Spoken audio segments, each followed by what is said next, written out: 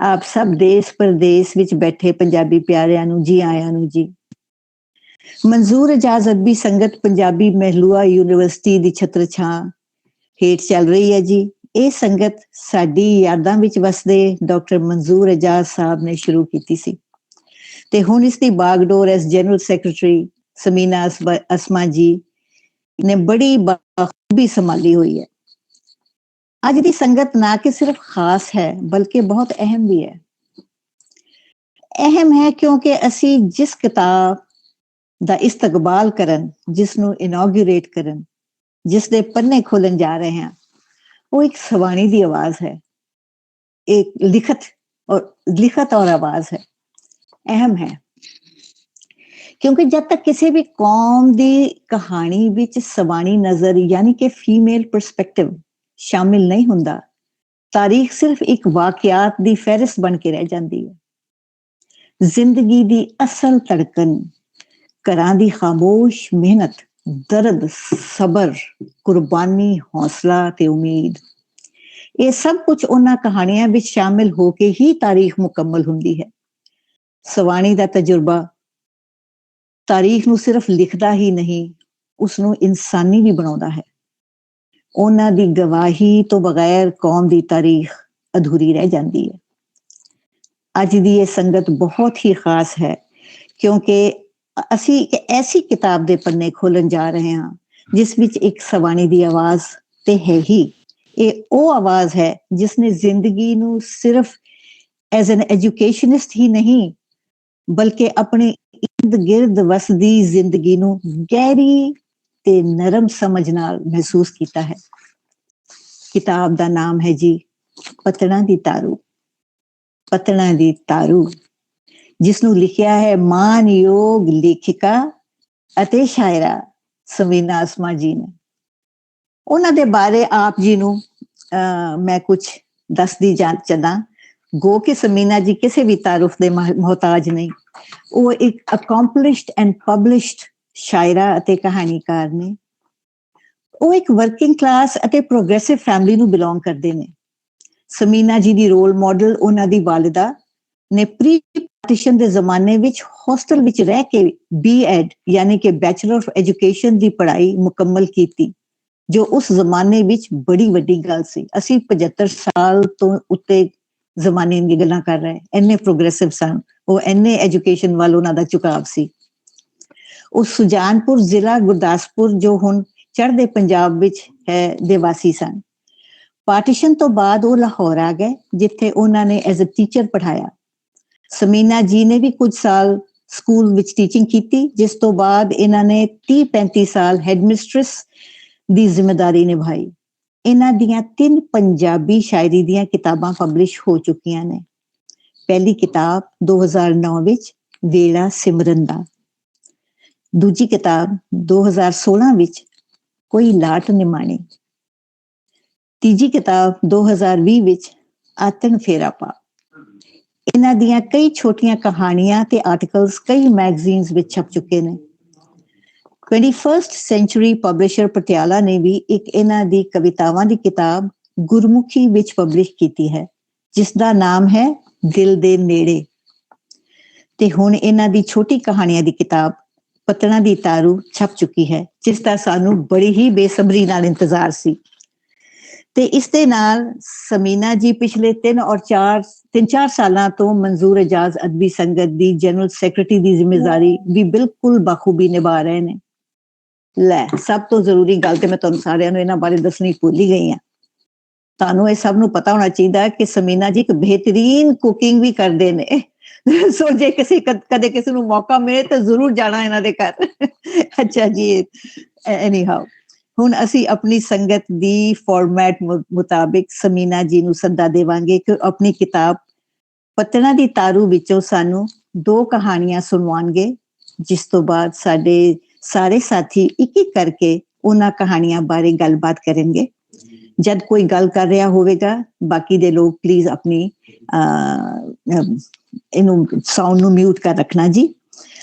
ਆਖਿਰ ਵਿੱਚ ਅਸੀਂ ਫਿਰ ਸਮੀਨਾ ਜੀ ਨੂੰ ਸੱਦਾ ਦੇਵਾਂਗੇ ਕਿ ਉਹ ਆਪਣੀ ਲਿਖਤ ਤੇ ਹੋਰ ਚਾਨਣ ਪਾਉਣ। ਆਓ ਸਮੀਨਾ ਜੀ। ਬਹੁਤ ਸ਼ੁਕਰੀਆ ਬੀਬਾ ਜੀ, ਤੁਸੀਂ ਇੰਨੇ ਪਿਆਰ ਨਾਲ, ਮੁਹੱਬਤ ਨਾਲ ਤੁਸੀਂ ਮੇਰਾ ਇੰਟਰੋਡਕਸ਼ਨ ਵੀ ਕਰਵਾਇਆ ਹੈ ਔਰ ਸਾਰਾ, ਤੇ ਮੈਂ ਤੁਹਾਡਾ ਦੇਣ ਨਹੀਂ ਦੇ ਸਕਦੀ। ਇੰਨਾ ਪਿਆਰ, ਇੰਨਾ ਮੁਹੱਬਤ ਡੋਲਿਆ ਜਾ ਰਿਹਾ ਹੈ। ਬਹੁਤ ਸ਼ੁਕਰੀਆ ਤੁਹਾਡਾ। ਤੇ ਮੈਂ ਹੁਣ ਟਾਈਮ ਨਹੀਂ ਜ਼ਾਇਆ ਕਰਦੀ, ਤੇ ਮੈਂ 2 ਕਹਾਣੀਆਂ ਪੜ੍ਹਾਂਗੀ। ਸ਼ਾਰਟ ਕਹਾਣੀਆਂ ਨੇ, ਜਿਹੜੀ ਕਿ ਮੇਰੀ ਕਿਤਾਬ ਹੈ ਪਤਨਾ ਦੀ ਤਾਰੂ, ਇਹਦੇ ਵਿੱਚ ਆ ਚੁੱਕੀਆਂ ਨੇ। ਤੇ ਮੈਂ ਦੱਸ ਦੇਵਾਂ ਕਿ ਮੈਂ ਪਹਿਲੀ ਕਹਾਣੀ 1995 ਵਿੱਚ ਲਿਖੀ ਸੀ। ਮਤਲਬ ਮੇਰਾ ਲਿਖਣ ਦਾ ਸਫ਼ਰ ਜਿਹੜਾ ਹੈ, ਇਹ ਕੋਈ ਬਿਲਕੁਲ ਅੱਜ ਕੱਲ੍ਹ 'ਚ ਨਹੀਂ, ਇਹ ਬੜਾ ਪੁਰਾਣਾ ਸਫ਼ਰ ਮੇਰਾ ਚੱਲ ਰਿਹਾ ਹੈ, ਜਿਹੜਾ ਚੱਲਦਾ ਜਾ ਰਿਹਾ ਹੈ। ਤੇ ਇਹ ਕਹਾਣੀ ਜਿਹੜੀ ਹੈ, ਇਹਦਾ ਸਿਰਨਾਵਾ ਹੈ, ਇਹ ਕੋਈ ਕਹਾਣੀ ਨਹੀਂ, ਇਹ ਵਾਕਈ ਕੋਈ ਕਹਾਣੀ ਨਹੀਂ ਹੈ। ਤੇ ਮਾਂ, ਅਸੀਂ ਕਿੱਥੇ ਜਾ ਰਹੇ ਹਾਂ? ਮਾਂ ਜੀ, ਸੁਣੋ ਨਾ, ਅਸੀਂ ਕਿੱਥੇ ਜਾ ਰਹੇ ਹਾਂ? ਤੁਸੀਂ ਬੋਲਦੇ ਕਿਉਂ ਨਹੀਂ? ਮਾਂ ਜੀ, ਮਲੂਕ ਜਿਹੀ ਬਾਲੜੀ ਕੁਰਤੁਲ ਐਨ ਮਾਂ ਦੀ ਉਂਗਲ ਫੜੀ ਟੁਰਦੀ ਜਾ ਰਹੀ ਸੀ। ਕਿੱਥੇ ਜਾ ਰਹੀ ਸੀ, ਇਹ ਮਾਂ ਕੋਲੋਂ ਪੁੱਛ ਰਹੀ ਸੀ। ਮਾਂ ਉਹਨੂੰ ਕੀ ਜਵਾਬ ਦਿੰਦੀ? ਉਹ ਆਪ ਨਹੀਂ ਸੀ ਜਾਣਦੀ ਉਹ ਕਿੱਥੇ ਜਾ ਰਹੀਆਂ ਨੇ। ਇੰਝ ਜਾਪਦਾ ਸੀ ਉਹਦੇ ਮੂੰਹ ਨੂੰ ਤਾਲਾ ਵੱਜ ਗਿਆ ਹੈ, ਜਾਂ ਜ਼ਬਾਨ ਕੱਟੀ ਗਈ ਏ, ਗੂੰਗੀ ਹੋ ਗਈ ਏ। ਕੁਝ ਵੇਖਿਆ ਵੀ ਨਹੀਂ ਸੀ ਜਾ ਰਿਹਾ। ਧੁੰਦ ਦੀ ਧੁੰਦ, ਧੂੰਆਂ ਹੀ ਧੂੰਆਂ। ਅਚਨਚੇਤ ਐਨ ਨੂੰ ਠੇਡਾ ਲੱਗਿਆ। ਉਹ ਡਿੱਗਦੀ ਡਿੱਗਦੀ ਬਚੀ। ਵੇਖ ਕੇ ਧੀਏ, ਤੇਰੇ ਪੈਰਾਂ ਹੇਠ ਹੱਡੀਆਂ ਨੇ। ਕਬਰਾਂ ਵਿੱਚੋਂ ਲੰਘੀਏ ਤੇ ਕਬਰ ਦੇ ਨਾਲੋਂ ਨਾਲ ਪੈਰ ਵਧਾਈਦੇ ਨੇ। ਕਬਰ ਤੇ ਪੈਰ ਧਰੀਏ ਤਾਂ ਮਰਿਆਂ ਦੀ ਨਿਰਾਦਰੀ ਹੁੰਦੀ ਏ। ਅੰਮਾ ਜੀ, ਇੱਥੇ ਤਾਂ ਕੋਈ ਕਬਰ ਨਹੀਂ ਹੈ, ਫਿਰ ਨਿਰਾਦਰੀ ਕਾਹਦੀ? ਕਬਰ ਤਾਂ ਕੋਈ ਨਹੀਂ, ਪਰ ਕਬਰ ਜਾਏ ਤਾਂ ਹੈ ਨਾ। ਉਹਨਾਂ ਦੀਆਂ ਹੱਡੀਆਂ ਹਰ ਪਾਸੇ ਖਿਲਰੀਆਂ ਨੇ, ਨਿੱਕੇ ਨਿੱਕੇ ਬਾਲਾਂ ਦੀਆਂ, ਉਹਨਾਂ ਦੇ ਮਾਪਿਆਂ ਦੀਆਂ, ਦਾਦਕੇ, ਨਾਨਕੇ, ਸੰਗੀ ਸਾਥੀਆਂ ਦੀਆਂ। ਬਸ ਹੁਣ ਚੁੱਪ ਕਰਕੇ ਟੁਰਦੀ ਜਾ, ਮਾਂ ਨੇ ਆਖਿਆ। ਅੰਮਾ ਅੰਮਾ, ਉਹ ਵੇਖੋ, ਮੇਰੀ ਸਹੇਲੜੀ ਨਜ਼ਰ ਆਈ ਏ, ਸਲੀਨਾ। ਮੇਰੇ ਨਾਲ ਸਕੂਲ ਪੜ੍ਹਦੀ ਏ। ਉਹਨੇ ਸਕੂਲ ਦਾ ਯੂਨੀਫਾਰਮ ਪਾਇਆ ਹੋਇਆ ਏ। ਐਨ ਨੱਸਦੀ ਦੂਰ ਚਲੀ ਗਈ। ਮਾਂ ਨੇ ਕਦਮਾਂ ਨੂੰ ਤੇਜ਼ ਕੀਤਾ। ਅਗਾਂਹ ਵੱਧ ਵੇਖਿਆ ਕਿ ਐਨ ਇੱਕ ਵੱਡੇ ਪੱਥਰ ਕੋਲ ਖਲੋਤੀ ਸੀ, ਜਿੱਥੇ ਅਸਮਾਨੀ ਰੰਗ ਦਾ ਫਰਾਕ 2 ਬਾਹਾਂ ਵਿੱਚ ਫਸਿਆ ਹੋਇਆ ਸੀ। ਮਾਂ ਨੇ ਐਨ ਦੀ ਬਾਂਹ ਫੜ ਤਰੋਇਆ ਤੇ ਅਗਾਂਹ ਵੱਧ ਗਈ। ਐਨ ਦੀਆਂ ਅੱਖਾਂ ਚੁੱਪ ਦੀ ਬੋਲੀ ਵਿੱਚ ਮਾਂ ਕੋਲੋਂ ਐਨ ਦੀਆਂ ਅੱਖਾਂ ਨੇ ਚੁੱਪ ਦੀ ਬੋਲੀ ਵਿੱਚ ਮਾਂ ਕੋਲੋਂ ਕੁਝ ਪੁੱਛਿਆ। ਫੇਰ ਚੁੱਪ ਦੀ ਚੀਕ ਬਾਲੜੀ ਦੀ ਸੰਗੀ ਫਸ ਗਈ। ਮਾਂ ਨੇ ਬਾਲੜੀ ਨੂੰ ਚੁੱਕ ਲਿਆ। ਐਨ ਦਾ ਸੰਗ ਸੁੱਕਾ ਸੀ। ਉਹਨੂੰ ਗਿੱਲਾ ਕਰਨ ਲਈ ਮਾਂ ਨੇ ਆਪਣਾ ਥੁੱਕ ਉਹਦੇ ਸੰਗ ਵਿੱਚ ਸੁੱਟਿਆ। ਅਗਾਂਹ ਵਧੇ ਤਾਂ ਇੱਕ ਸੁੱਕਾ ਸੜਿਆ ਜਨੌਰ ਨੁਮਾ ਜਣਾ ਟੁੱਟੀ ਕੰਧੀ ਬੈਠਾ ਸੀ। ਘਾਹ ਤੇ ਹਰੇ ਪੱਤਰ ਉਹਦੇ ਮੂੰਹ ਵਿੱਚ ਸੀ। ਇਹ ਜਣਾ ਐਨ ਦੇ ਸਕੂਲ ਦਾ ਚੌਕੀਦਾਰ ਅਬਦੁੱਲਾ ਸੀ। ਸਕੂਲ ਤੇ ਖੰਡਰ ਜਾਪਦਾ ਸੀ। ਐਨ ਛੜਪ ਕਰਕੇ ਮਾਂ ਦੀ ਪੁਛੜੇ ਉਤਰੀ ਤੇ ਨੱਸਦੀ ਹੋਈ ਜਣੇ ਕੋਲ ਅੱਪੜ ਗਈ। ਉਹਨੂੰ ਹੱਥ ਲਾ ਵੇਖਣ ਡੈ ਪਈ। ਪਛਾਣਨ ਦੀ ਕੋਸ਼ਿਸ਼ ਕਰ ਰਹੀ ਸੀ, ਪਰ ਸਿਹਾਣ ਨਾ ਸਕੀ। ਜਦੋਂ ਅਬਦੁੱਲਾ ਨੇ ਸੁੱਕਿਆ ਹੋਇਆ ਹੱਥ ਚੁੱਕ ਮੱਥੇ ਲਾਇਆ ਮੱਥੇ ਲਾਇਆ, ਐਨ ਨੇ ਅਗਾਂਹ ਵੱਧ ਕੇ ਉਹਦਾ ਮੂੰਹ ਚੁੰਮ ਲਿਆ। ਉਹਨੂੰ ਜੱਫੀ ਪਾ ਲਈ। ਹੱਡੀਆਂ ਤੇ ਟੰਗੀ ਖੱਲ ਨੂੰ ਜੁੱਸੇ ਦੀ ਥਾਂ ਹੱਡੀਆਂ ਦਾ ਢਾਂਚਾ ਉਹਦੇ ਕਲਾਵੇ ਵਿੱਚ ਸੀ, ਜਿਹਦੇ ਮੂੰਹ ਹਰੇ ਪੱਤਰ ਸਨ। ਮੇਰਾ ਸਕੂਲ, ਸਹੇਲੜੀਆਂ, ਉਸਤਾਨੀਆਂ ਕਿੱਥੇ ਨੇ? ਇੱਥੇ ਤੇ ਕੁਝ ਵੀ ਨਹੀਂ ਹੈਗਾ। ਹੱਡੀਆਂ ਹਰ ਪਾਸੇ ਖਿਲਰੀਆਂ ਨੇ। ਚੁੱਪ। ਅਬਦੁੱਲਾ ਨੇ ਉਹਦੇ ਮੂੰਹ ਉੱਤੇ ਹੱਥ ਦਾ ਜੰਦਰਾ ਲਾ ਦਿੱਤਾ। ਮਾਂ ਨੇ ਅਗਾਂਹ ਵੱਧ ਉਹਨੂੰ ਤਰੋਇਆ। ਮਾਂ ਵੇਖ, ਉਹ ਵੇਖ, ਸਾਹਮਣੇ ਛੱਪੜ। ਇਹ ਉਹ ਨਿੱਕਾ ਜਿਹਾ ਛੱਪੜ ਏ, ਜਿੱਥੇ ਮੈਂ ਤੇ ਮੇਰੀ ਸਹੇਲੜੀ ਸਲੀਨਾ ਸਕੂਲੋਂ ਛੁੱਟੀ ਵੇਲੇ ਨਿੱਕੀਆਂ ਨਿੱਕੀਆਂ ਮੱਛੀਆਂ ਨਾਲ ਖੇਡਣ ਬਹਿ ਜਾਂਦੀਆਂ ਸਨ। ਇੱਕ ਦਿਨ ਸਲੀਨਾ ਨੂੰ ਸੁਨਹਿਰੀ ਮੱਛੀ ਨਿੱਕੇ ਪੱਥਰਾਂ ਹੇਠ ਨਜ਼ਰ ਆਈ। ਉਹਨੇ ਛੇਤੀ ਨਾਲ ਝਪੱਟਾ ਮਾਰ ਸੁਨਹਿਰੀ ਮੱਛੀ ਫੜ ਕੇ ਆਪਣੀ ਪਾਣੀ ਵਾਲੀ ਬੋਤਲ ਵਿੱਚ ਪਾ ਲਈ। ਮੈਨੂੰ ਬੜੀ ਹਾਂਜ ਲੱਗੀ ਤੇ ਮੈਂ ਉਦਾਸ ਹੋ ਗਈ। ਮੈਨੂੰ ਸੁਨਹਿਰੀ ਮੱਛੀ ਨਾ ਲੱਭੀ। ਐਨ ਦੀਆਂ ਅੱਖੀਆਂ ਹੰਝੂਆਂ ਨਾਲ ਭਰ ਗਈਆਂ। ਉਹ ਬੋਲਦੀ ਗਈ, ਉਹ ਬੋਲਦੀ ਗਈ, ਮਾਂ ਉਹ ਵੇਖ, ਤੇਰੇ ਪੈਰਾਂ ਹੇਠ ਨਿੱਕੀਆਂ ਨਿੱਕੀਆਂ ਮੱਛੀਆਂ ਨੇ। ਮੈਂ ਵੇਖ ਲਿਆ ਏ ਸੁਨਹਿਰੀ ਮੱਛੀ ਨੂੰ। ਉਹਨੇ ਆਪਣਾ ਹੱਥ ਅਗਾਂਹ ਕਰ ਸੁਨਹਿਰੀ ਮੱਛੀ ਫੜ ਲਈ। ਤਲੀ ਤੇ ਤਰੀ ਮੱਛੀ ਨੂੰ ਤੜਫਦੇ ਵੇਖਦੀ ਗਈ। ਫੇਰ ਇੱਕਦਮ ਅੱਖੀਆਂ ਮੀਟ ਕੇ ਤੜਫਦੀ ਮੱਛੀ ਮੂੰਹ ਵਿੱਚ ਪਾ ਲਈ ਤੇ ਚੱਬ ਗਈ। ਭੁੱਖੇ ਢਿੱਡ ਜੋ ਸੀ।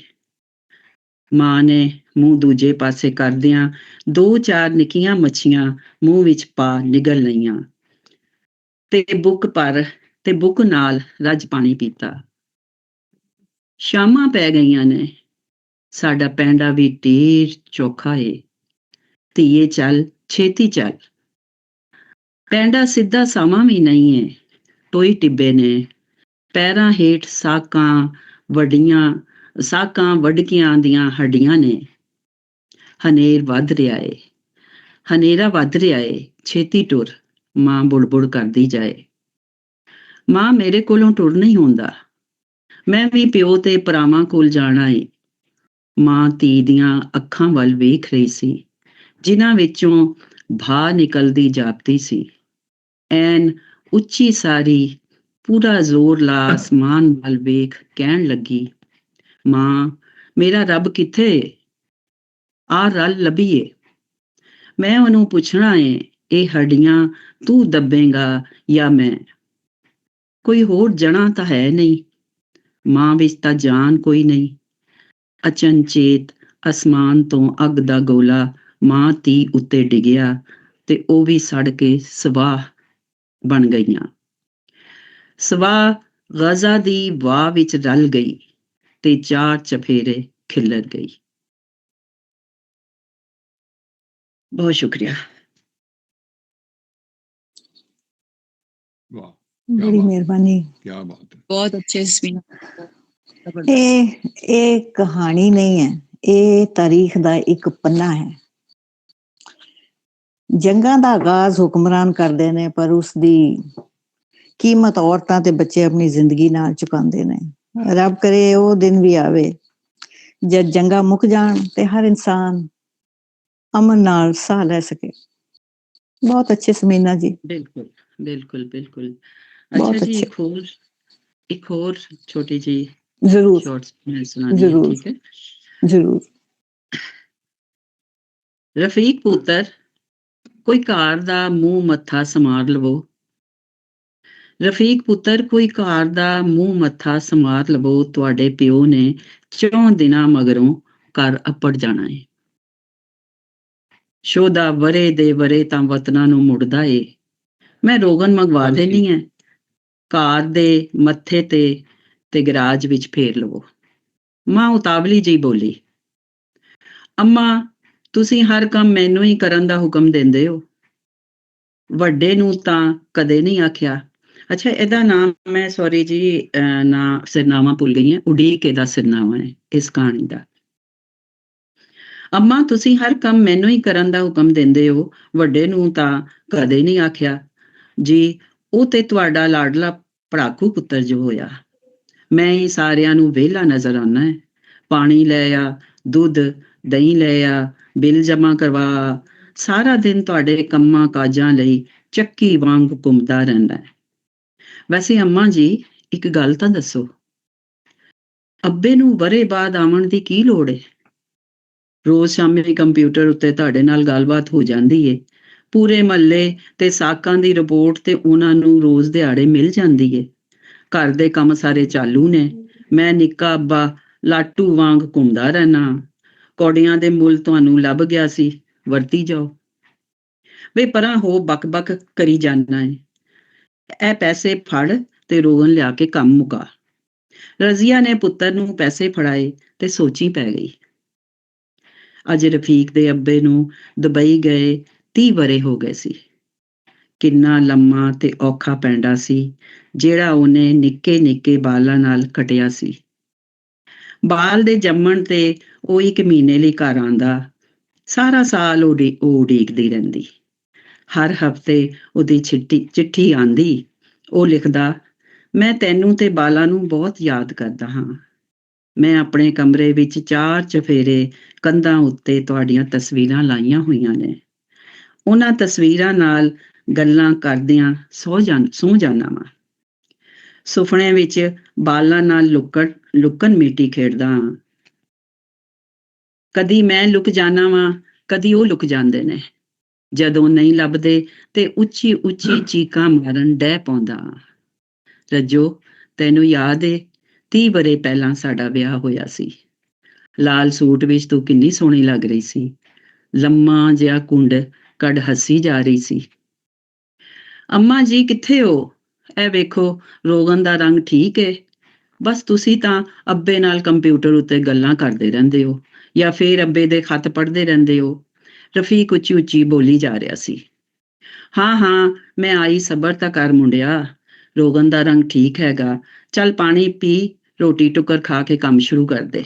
ਰਜ਼ੀਆ ਨੇ ਤਵੇ ਤੋਂ ਰੋਟੀ ਲਾਈ ਤੇ ਸ਼ਕੀਲਾ ਧੀ ਨੂੰ ਆਵਾਜ਼ ਦਿੱਤੀ, ਬਸ ਕਰ ਪੜ੍ਹਨਾ, ਤੂੰ ਵੀ ਕੁਝ ਖਾ ਲੈ। ਵੱਡਾ ਜੇ ਨਹੀਂ ਮੁੜਿਆ ਕਾਲਜ ਤੋਂ।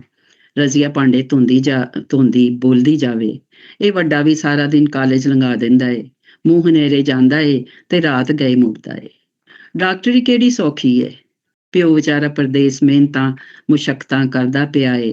ਸੜਦੀਆਂ ਧੁੱਪਾਂ, ਕਾਲੀਆਂ ਹਨੇਰੀਆਂ ਰਾਤਾਂ ਤੇ ਤਪਦੀਆਂ ਰੇਤਾਂ ਵਿੱਚ ਸਾਰਾ ਦਿਨ ਟਰੱਕ ਡਰਾਈਵਰੀ ਕਰਦਿਆਂ ਬੁਢੇਪੇ ਵੱਲ ਟੁਰਿਆ ਜਾਂਦਾ ਏ। ਇੱਥੇ ਮੈਂ ਧੁੱਪਾਂ ਛਾਵਾਂ ਵਿੱਚ ਉਹਨੂੰ ਲੱਭਦੀ ਪੈਰੀਂ ਛਾਲੇ ਪਵਾ ਬੈਠੀ ਆਂ। ਇਹ ਸੋਚਦਿਆਂ ਰੱਜੋ ਥੱਕੀ ਟੁੱਟੀ ਮੰਜੇ ਡਹਿ ਪਈ। ਉਹਦੀ ਅੱਖ ਲੋਡੇ ਵੇਲੇ ਉਦੋਂ ਖੁੱਲੀ ਜਦੋਂ ਸ਼ਕੀਲਾ ਉਹਦੇ ਸਿਰਹਾਣੇ ਖਲੋਤੀ ਕਹਿ ਰਹੀ ਸੀ, ਅੱਬਾ ਬੁਲਾਉਂਦਾ ਪਿਆ ਏ। ਉਹ ਨੱਠੀ ਤੇ ਕੰਪਿਊਟਰ ਸਾਹਮਣੇ ਬਹਿ ਗਈ।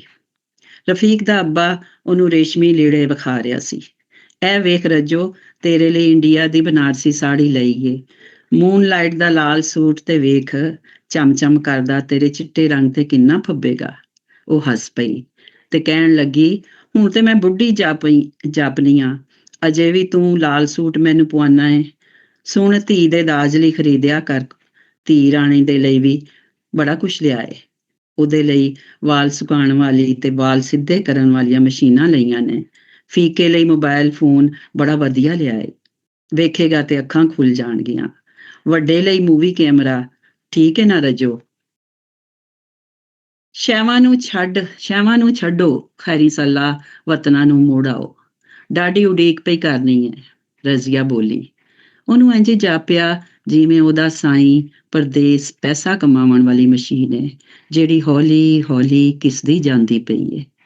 ਉਹਦੇ ਕਲ ਪੁਰਜ਼ੇ ਢਿੱਲੇ ਪੈ ਜਾਂਦੇ ਨੇ। ਹਾਂ ਰੱਜੋ, ਕੀ ਸੋਚਦੀ ਪਈ ਹੈ? ਫੀਕੇ ਦੇ ਅੱਬੇ ਨੇ ਪੁੱਛਿਆ। ਕੁਝ ਨਹੀਂ, ਐਵੇਂ ਜਾਪਿਆ ਜਿਵੇਂ ਤੁਸੀਂ ਲਿੱਸੇ ਹੁੰਦੇ ਜਾਂਦੇ ਹੋ। ਜਾਪਦਾ ਏ ਦੁਬਈ ਤੋਂ ਆ ਕੇ ਤੁਹਾਡੀ ਮੁਸ਼ੱਕਤ ਵਾਧੂ ਹੋ ਗਈ, ਜਿਹੜੀ ਬੁਢੇਪੇ ਵੱਲ ਧਰੂ ਰਹੀ ਏ। ਰੱਜੋ ਦੁਖੀ ਹੋ ਬੋਲੀ। ਅੱਛਾ, ਬੰਦ ਕਰਨੀ ਆ, ਕੋਈ ਪ੍ਰਾਹੁਣਾ ਆਇਆ ਏ। ਅਗਲੇ 2 ਦਿਨ ਕੰਮਾਂ ਕਾਜਾਂ ਵਿੱਚ ਲੰਘ ਗਏ। ਸਾਰਾ ਘਰ ਨਵਾਂ ਨਕੋਰ ਦਿਖ ਰਿਹਾ ਸੀ। ਅੱਜ 4 ਵਜੇ ਫੀਕੇ ਦਾ ਪਿਓ ਘਰ ਅੱਪੜ ਗਿਆ। ਇੰਝ ਜਾਪੇ ਜਿਵੇਂ ਸਾਰਾ ਚਾਨਣ ਰਜ਼ੀਆ ਹਾਊਸ ਦੇ ਬਨੇਰੇ ਤੇ ਲਿਸ਼ਕਾਂ ਮਾਰਦਾ ਬਹਿ ਗਿਆ ਹੋਵੇ। ਰੱਜੋ ਨੇ ਘਰ ਵੜਦੇ ਫੀਕੇ ਦੇ ਪਿਓ ਦਾ ਤੇਲ ਚੋਇਆ। ਵਰੇ ਦੇ ਮੁਰਝਾਏ ਹੋਏ ਬਾਲਾਂ ਦੇ ਮੁਖੜੇ ਖਿਲ ਗਏ। ਰੱਜੋ ਦਾ ਮੁਖ ਵੀ ਖੁਸ਼ੀ ਨਾਲ ਲਾਲੋ ਲਾਲ ਵਿਖਾਲੀ ਦੇ ਰਿਹਾ ਸੀ। ਘਰ ਦੇ ਸਾਈਂ ਬਾਝੋਂ ਘਰ ਕਿੰਨਾ ਬੇਰੌਣਕ ਤੇ ਉਦਾਸ ਹੁੰਦਾ ਏ। ਘਰ ਦੇ ਸਾਰੇ ਜੀਅ ਘਰ ਦਾ ਚਾਨਣ ਹੁੰਦੇ ਨੇ। ਜਦੋਂ ਸਾਰੇ ਘਰ ਵਾਲੇ ਜੀਅ ਮੇਲ ਕਰਦੇ ਨੇ ਤਾਂ ਪੂਰਾ ਘਰ ਖੁਸ਼ੀਆਂ ਦੀ ਰੋਸ਼ਨਾਈ ਨਾਲ ਭਰ ਜਾਂਦਾ ਏ। ਹੱਸਦਾ ਵਸਦਾ ਘਰ ਕਿੰਨਾ ਚੰਗਾ ਲੱਗਦਾ ਏ। ਰੱਜੋ ਦੇ ਅਥਰੂ ਮੁੱਕਣ ਦਾ ਨਾਂ ਨਾ ਲੈਣ। ਵਰਿਆਂ ਦੀ ਜੁਦਾਈ ਤੇ ਉਡੀਕ ਹੁਣ ਜਰ ਨਹੀਂ ਹੁੰਦੀ। ਸਾਈਆਂ, ਬਸ ਹੁਣ ਪਰਦੇਸ ਨਾ ਜਾਣਾ। ਉਹ ਕੁਰਲਾਉਂਦਿਆਂ ਫੀਕੇ ਦੇ ਪਿਓ ਨੂੰ ਚੰਮੜ ਗਈ। ਸ਼ਕੀਲਾ, ਫੀਕਾ ਤੇ ਵੱਡਾ ਫੀਕਾ ਤੇ ਵੱਡਾ ਪਿਓ ਨੂੰ ਕੁੱਟ-ਕੁੱਟ ਜੱਫੀਆਂ ਪਾਵਣ ਤੋਂ ਨਾ ਰੱਜਣ। ਖਾਣ ਪੀਣ ਤੋਂ ਮਗਰੋਂ ਰਿਆਜ਼ ਨੇ ਸ਼ੈਵਾਂ ਦਾ ਸੰਦੂਕ ਖੋਲਿਆ। ਵੰਨ ਸਮੰਨੇ ਸੂਟ, ਕੰਬਲ, ਮਸ਼ੀਨਾਂ, ਮੋਬਾਇਲ ਫੋਨ, ਕੈਮਰਾ ਖਿਲਾਰ ਕੇ ਰੱਖ ਦਿੱਤੀਆਂ ਸਾਰੀਆਂ ਸ਼ੈਵਾਂ। ਰੱਜੋ ਜਿਹੜੀ ਪਹਿਲਾਂ ਕੱਪੜੇ ਲੱਤੇ ਤੇ ਗਹਿਣੇ ਲੈ ਕੇ ਖੁਸ਼ ਹੋ ਜਾਂਦੀ ਸੀ, ਹੁਣ ਡਾਢੀ ਉਦਾਸ ਹੋ ਗਈ। ਕਹਿਣ ਲੱਗੀ, ਫੀਕੇ ਦੇ ਅੱਬੂ, ਸਾਰੀ ਉਮਰ ਹਰ ਵਰੇ ਸਾਨੂੰ ਸੋਹਣੀਆਂ ਸੋਹਣੀਆਂ ਸ਼ੈਵਾਂ ਦੀ ਤਾਂਗ ਵਿੱਚ ਖੁਸ਼ ਕਰਦਾ ਰਿਹਾ ਏ।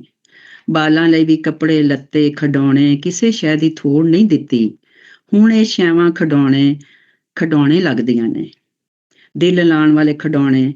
ਹੁਣ ਤੇਰੀ ਲੋੜ ਏ, ਸਿਰਫ ਤੇਰੀ।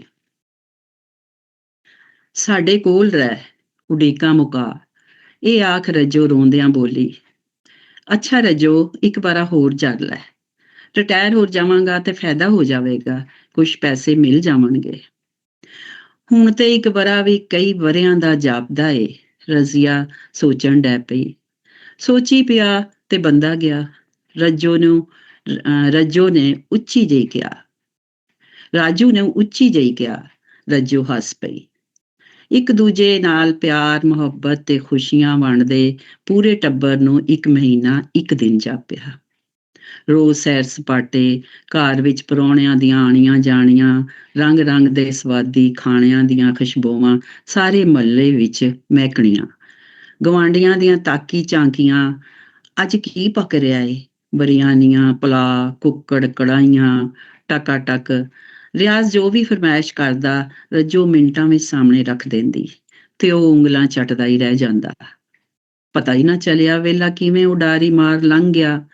ਹਰ ਵਰੇ ਵਿੱਚ ਇੱਕ ਦਿਨ ਇਹੋ ਜਿਹਾ ਦੁੱਖ ਉਦਾਸੀ ਭਰਿਆ ਵੀ ਆਉਂਦਾ ਸੀ, ਜਦ ਉਹਨਾਂ ਦੇ ਟੱਬਰ ਦਾ ਸਾਈਂ ਪਰਦੇਸ ਟੁਰ ਜਾਂਦਾ ਸੀ। ਉਹ ਦਿਨ ਆਇਆ, ਉਹ ਉਦਾਸੀ ਦੁੱਖ ਰਜ਼ੀਆ ਹਾਊਸ ਵਿੱਚ ਵੰਡ ਗਿਆ। ਜਿੱਥੇ 30 ਵਰੇ ਲੰਘ ਗਏ ਧੁੱਪਾਂ ਵਿੱਚ ਟੁਰਦੇ ਟੁਰਦੇ, ਉੱਥੇ ਇੱਕ ਹੋਰ ਵਰਾ ਵੀ ਲੰਘ ਗਿਆ ਤੇ ਅਖੀਰ ਰਿਆਜ਼ ਪਰਦੇਸ ਛੱਡ ਦੇਸ ਆਪਣਿਆਂ ਪਿਆਰਿਆਂ ਕੋਲ ਅੱਪੜ ਗਿਆ। ਪਿਛਾਂ ਮੁੜ ਵੇਖਣਾ ਤੇ ਨਹੀਂ ਸੀ ਚਾਹੁੰਦਾ। ਘਰ ਦੀਆਂ ਸਾਰੀਆਂ ਰੌਣਕਾਂ ਤੇ ਖੁਸ਼ੀਆਂ ਮੁੜ ਵਸੇਬਾ ਕਰ ਲਿਆ। 2-4 ਦਿਨ ਤੇ ਬੜੇ ਸੋਹਣੇ ਆਰਾਮ ਸਕੂਨ ਵਿੱਚ ਲੰਘ ਗਏ। 30 ਵਰਿਆਂ ਦਾ ਥਕੇਵਾਂ ਮੁੱਕਣ ਵਿੱਚ ਨਹੀਂ ਸੀ ਆ ਰਿਹਾ। ਰਿਆਜ਼ ਨੂੰ ਸਾਜਰੇ ਉੱਠਣ ਦੀ ਆਦਤ ਸੀ ਤੇ ਇੱਥੇ ਸਾਰੇ ਜੀ ਸੁੱਤੇ ਰਹਿੰਦੇ ਸੀ। ਇੱਕ ਦਿਨ ਰਿਆਜ਼ ਨੇ ਉੱਚੀ ਆਵਾਜ਼ ਵਿੱਚ ਕਾਰੀ ਬਾਸਤ ਦੀ ਤਿਲਾਵਤ ਲਾ ਦਿੱਤੀ। ਸਲੀਮ ਤੇ ਸ਼ਕੀਲਾ ਤਾਂ ਉੱਬੜ ਵਾਏ ਉੱਠ ਗਏ। ਫੀਕਾ ਚੂੰ ਚੂੰ ਕਰਨ ਡੈ ਪਿਆ। ਉਹਦੀ ਆਦਤ ਨਹੀਂ ਸੀ ਸਾਜਰੇ ਉੱਠਣ ਦੀ। ਇਹ ਕੀ ਕਰਦੇ ਹੋ? ਸੌਣ ਵੀ ਨਹੀਂ ਦਿੰਦੇ। ਫੀਕੇ ਨੇ ਟੀਵੀ ਬੰਦ ਕਰ ਦਿੱਤਾ ਤੇ ਮੁੜ ਸੌਂ ਗਿਆ। ਰੱਜੋ ਉੱਠੀ। ਰਿਆਜ਼ ਨਾਲ ਚੰਗੀ ਤੂੰ ਮੈਂ ਹੋਈ। ਤੂੰ ਬਾਲਾਂ ਨੂੰ ਇਹ ਮੱਤ ਦਿੱਤੀ ਏ, ਸਾਰਾ ਦਿਨ ਸੌਣ ਕੇ ਲੰਘਾਉਣ ਦੀ। ਕੋਈ ਕੰਮ ਨਾ ਕਾਰ, ਸਾਰੇ ਘਰ ਨਹੂਸਤ ਪਾਈ ਹੋਈ ਏ। ਰੱਜੋ ਕੰਨ ਵਲੇਟ ਕੇ ਚੁੱਪ ਸੁਣਦੀ ਰਹੀ। ਝੂਠੇ ਭਾਂਡੇ ਬੋਰਚੀਖਾਨੇ ਕਿਉਂ ਪਏ ਨੇ? ਰਾਤੀ ਧੋ ਕੇ ਸੁੱਤੀ ਨਹੀਂ? ਰੱਜੋ ਨੇ ਕਿਹਾ ਪ੍ਰਾਹੁਣੇ ਆਣ ਪਾਰੋਂ ਕੰਮ ਵਾਧੂ ਹੋ ਗਿਆ ਸੀ, ਥੱਕ ਗਈ ਸੀ, ਇਸ ਲਈ ਧੋ ਨਾ ਸਕੀ। ਰਾਜੂ ਭਾਂਡੇ ਧੋਣ ਡੈ ਪਿਆ। ਮੈਨੂੰ ਆਦਤ ਨਹੀਂ ਹੈਗੀ, ਗੰਦੇ ਭਾਂਡੇ ਵੇਖ ਨਹੀਂ ਸਕਦਾ। ਅੱਛਾ ਛੱਡੋ, ਹੁਣ ਧੋਨੀ ਆ, ਰੱਜੋ ਕਿਹਾ। ਰਿਆਜ਼ ਮੂੰਹ ਵੱਟ ਕੇ ਬਾਹਰ ਨਿਕਲ ਗਿਆ। ਘੰਟੇ ਕੁ ਬਾਅਦ ਵਾਪਸ ਮੁੜਿਆ ਤਾਂ ਹੱਥ ਸਬਜ਼ੀ ਗੋਸ਼ਤ ਆਇਆ ਹੋਇਆ। ਰੱਜੋ ਨੇ ਹਾਂਡੀ ਚੁੱਲ੍ਹੇ ਚਾੜ ਦਿੱਤੀ। ਫੀਕਾ ਉੱਠਿਆ। ਅੱਖੀਆਂ ਮਲਦਿਆਂ ਹੋਇਆਂ ਕੁਰਸੀ ਜਾ ਬੈਠਾ। ਮਾਂ ਨੇ ਪਾਣੀ ਲਿਆ ਦਿੱਤਾ। ਰਾਜੂ ਨੂੰ ਇਹ ਦੇਖ ਵੱਟ ਚੜਿਆ। ਤੁਰਬਕ ਕੇ ਬੋਲਿਆ, ਓਏ ਫੀਕੇ, ਦੰਦ ਮੂੰਹ ਸਾਫ਼ ਕੀਤੇ ਬਿਨਾਂ ਤੂੰ ਪਾਣੀ ਪੀ ਰਿਹਾ ਏ? ਮਾਂ ਤੇਰੀ ਨੌਕਰ ਏ? ਉੱਠ ਕੇ ਰੋਟੀ ਪਾਣੀ ਲਿਆ ਕਰ ਤੇ ਖਾਇਆ ਮਰਿਆ ਕਰ। ਰਫੀਕ ਮੂੰਹ ਵੱਟ ਕੇ ਬੁੜਬੁੜ ਕਰਦਾ ਮੁੜ ਆਪਣੇ ਕਮਰੇ ਜਾ ਵੜਿਆ। ਇਹ ਅੱਬਾ ਨੀਰੀ ਮੁਸੀਬਤ ਏ। ਰਜ਼ੀਆ ਨੇ ਆਲੂ ਗੋਸ਼ਤ ਤੇ ਰੋਟੀਆਂ ਪਕਾ ਕੇ ਮੇਜ਼ ਉੱਤੇ ਧਰੀਆਂ। ਸ਼ਕੀਲਾ ਤੇ ਸਲੀਮ ਸਵੇਰੇ ਕਾਲਜ ਟੁਰ ਗਏ ਸੀ। ਫੀਕਾ ਨਾਰਾਜ਼ ਹੀ ਰਹਿੰਦਾ ਜਦੋਂ ਦਾ ਪਿਓ ਆਇਆ ਸੀ।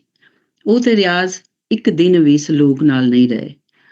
ਠੂਠਾ ਲੱਗਾ ਰਹਿੰਦਾ ਸੀ। ਰਜ਼ੀਆ ਤੇ ਰਿਆਜ਼ ਖਾਣਾ ਖਾ ਰਹੇ ਸੀ। ਰਿਆਜ਼ ਕਹਿਣ ਲੱਗਾ, ਰਜ਼ੀਆ, ਅੱਜ ਆਲੂ ਗੋਸ਼ਤ ਵਿੱਚ ਉਹ ਸਵਾਦ ਨਹੀਂ ਹੈ ਜਿਹੜਾ ਪਹਿਲਾਂ ਹੁੰਦਾ ਸੀ। ਰਜ਼ੀਆ ਕਹਿਣ ਲੱਗੀ, ਗੋਸ਼ਤ ਉਹੀ ਹੋ, ਪਕਾਉਣ ਵਾਲੇ ਵੀ ਉਹੀ ਹੋ ਤੇ ਖਾਣ ਵਾਲਾ ਵੀ ਉਹੀ ਏ, ਤੇ ਫਿਰ ਸਵਾਦ ਤੁਹਾਨੂੰ ਖਬਰੇ ਕਿਉਂ ਨਹੀਂ ਆ ਰਿਹਾ? ਹਾਂ, ਦੂਜੀ ਗੱਲ ਇਹ ਹੋ ਸਕਦੀ ਏ ਕਿ ਪਹਿਲਾਂ ਤੁਸੀਂ ਵਰ੍ਹੇ ਬਾਅਦ 1 ਮਹੀਨੇ ਲਈ ਦੇਸ ਫੇਰਾ ਪਾਉਂਦੇ ਸੀ। ਤੁਹਾਨੂੰ ਹਰ ਸ਼ੈ ਚੰਗੀ ਲੱਗਦੀ ਸੀ। ਖਾਣਾ ਪੀਣਾ, ਵਹੁਟੀ, ਬਾਲ, ਸਭ ਚੰਗਾ ਹੀ ਚੰਗਾ। ਚਾਨਣ ਹੀ ਚਾਨਣ ਹਰ ਪਾਸੇ, ਚਾਰ ਚਫੇਰੇ, ਖੁਸ਼ੀਆਂ ਦੇ ਡੇਰੇ। ਵੇਲਾ ਜੋ ਥੋੜਾ ਹੁੰਦਾ ਸੀ। ਫਿਰ ਫਿਰ ਭੈੜ ਦਿਲੋਂ ਦੂਰ ਕਿੱਥੇ ਹੋਰ ਵੱਸਦੀ ਸੀ। ਫਿਰ ਭੈੜ ਦਿਲੋਂ ਦੂਰ ਕਿਤੇ ਹੋਰ ਵੱਸਦੀ ਸੀ। ਹੁਣ ਤੁਸੀਂ ਹਮੇਸ਼ ਲਈ ਸਾਡੇ ਕੋਲ ਆ ਗਏ ਹੋ। ਇਸ ਲਈ ਸਵਾਦ ਵਿੱਚ ਫਰਕ ਆ ਗਿਆ ਏ। ਸਾਰਾ ਟੱਬਰ ਬੇਸਵਾਦਾ ਜਾਪਦਾ ਏ। ਰਿਆਜ਼ ਨੂੰ ਰੋਟੀ ਦੀ ਬੁਰਕੀ ਸੰਗੋਂ ਲੰਘਾਣੀ ਔਖੀ ਹੋ ਰਹੀ ਸੀ। 2-4 ਬੁਰਕੀਆਂ ਖਾ ਕੇ ਵਿਹੜੇ ਵਿੱਚ ਚਲਾ ਗਿਆ। ਬੂਟੇ ਸੁੱਕੇ ਹੋਏ ਸੀ, ਗੋਡੀ ਕਰਨ ਡਹਿ ਪਿਆ। ਅੱਜ ਕੱਲ ਉਹਨੂੰ ਐਵੇਂ ਹੀ ਖਿਝ ਜੀ ਰਹਿੰਦੀ ਸੀ। ਘਰ ਗੰਦਾ ਹੁੰਦਾ ਤਾਂ ਉੱਚੀ ਉੱਚੀ ਬੋਲਣ ਡਹਿ ਪੈਂਦਾ। ਫੀਕੇ ਉੱਤੇ ਤਪ ਚੜੀ ਰਹਿੰਦੀ। ਉਹਦਾ ਕੋਈ ਕੰਮ ਪਸੰਦ ਨਹੀਂ ਸੀ ਆਉਂਦਾ। ਹਰ ਕੰਮ ਵਿੱਚ ਕੀੜੇ ਕੱਢਦਾ ਰਹਿੰਦਾ। ਰੱਜੋ ਉੱਤੇ ਹਰ ਵੇਲੇ ਚੜਾਈ ਕਰਦਾ ਰਹਿੰਦਾ।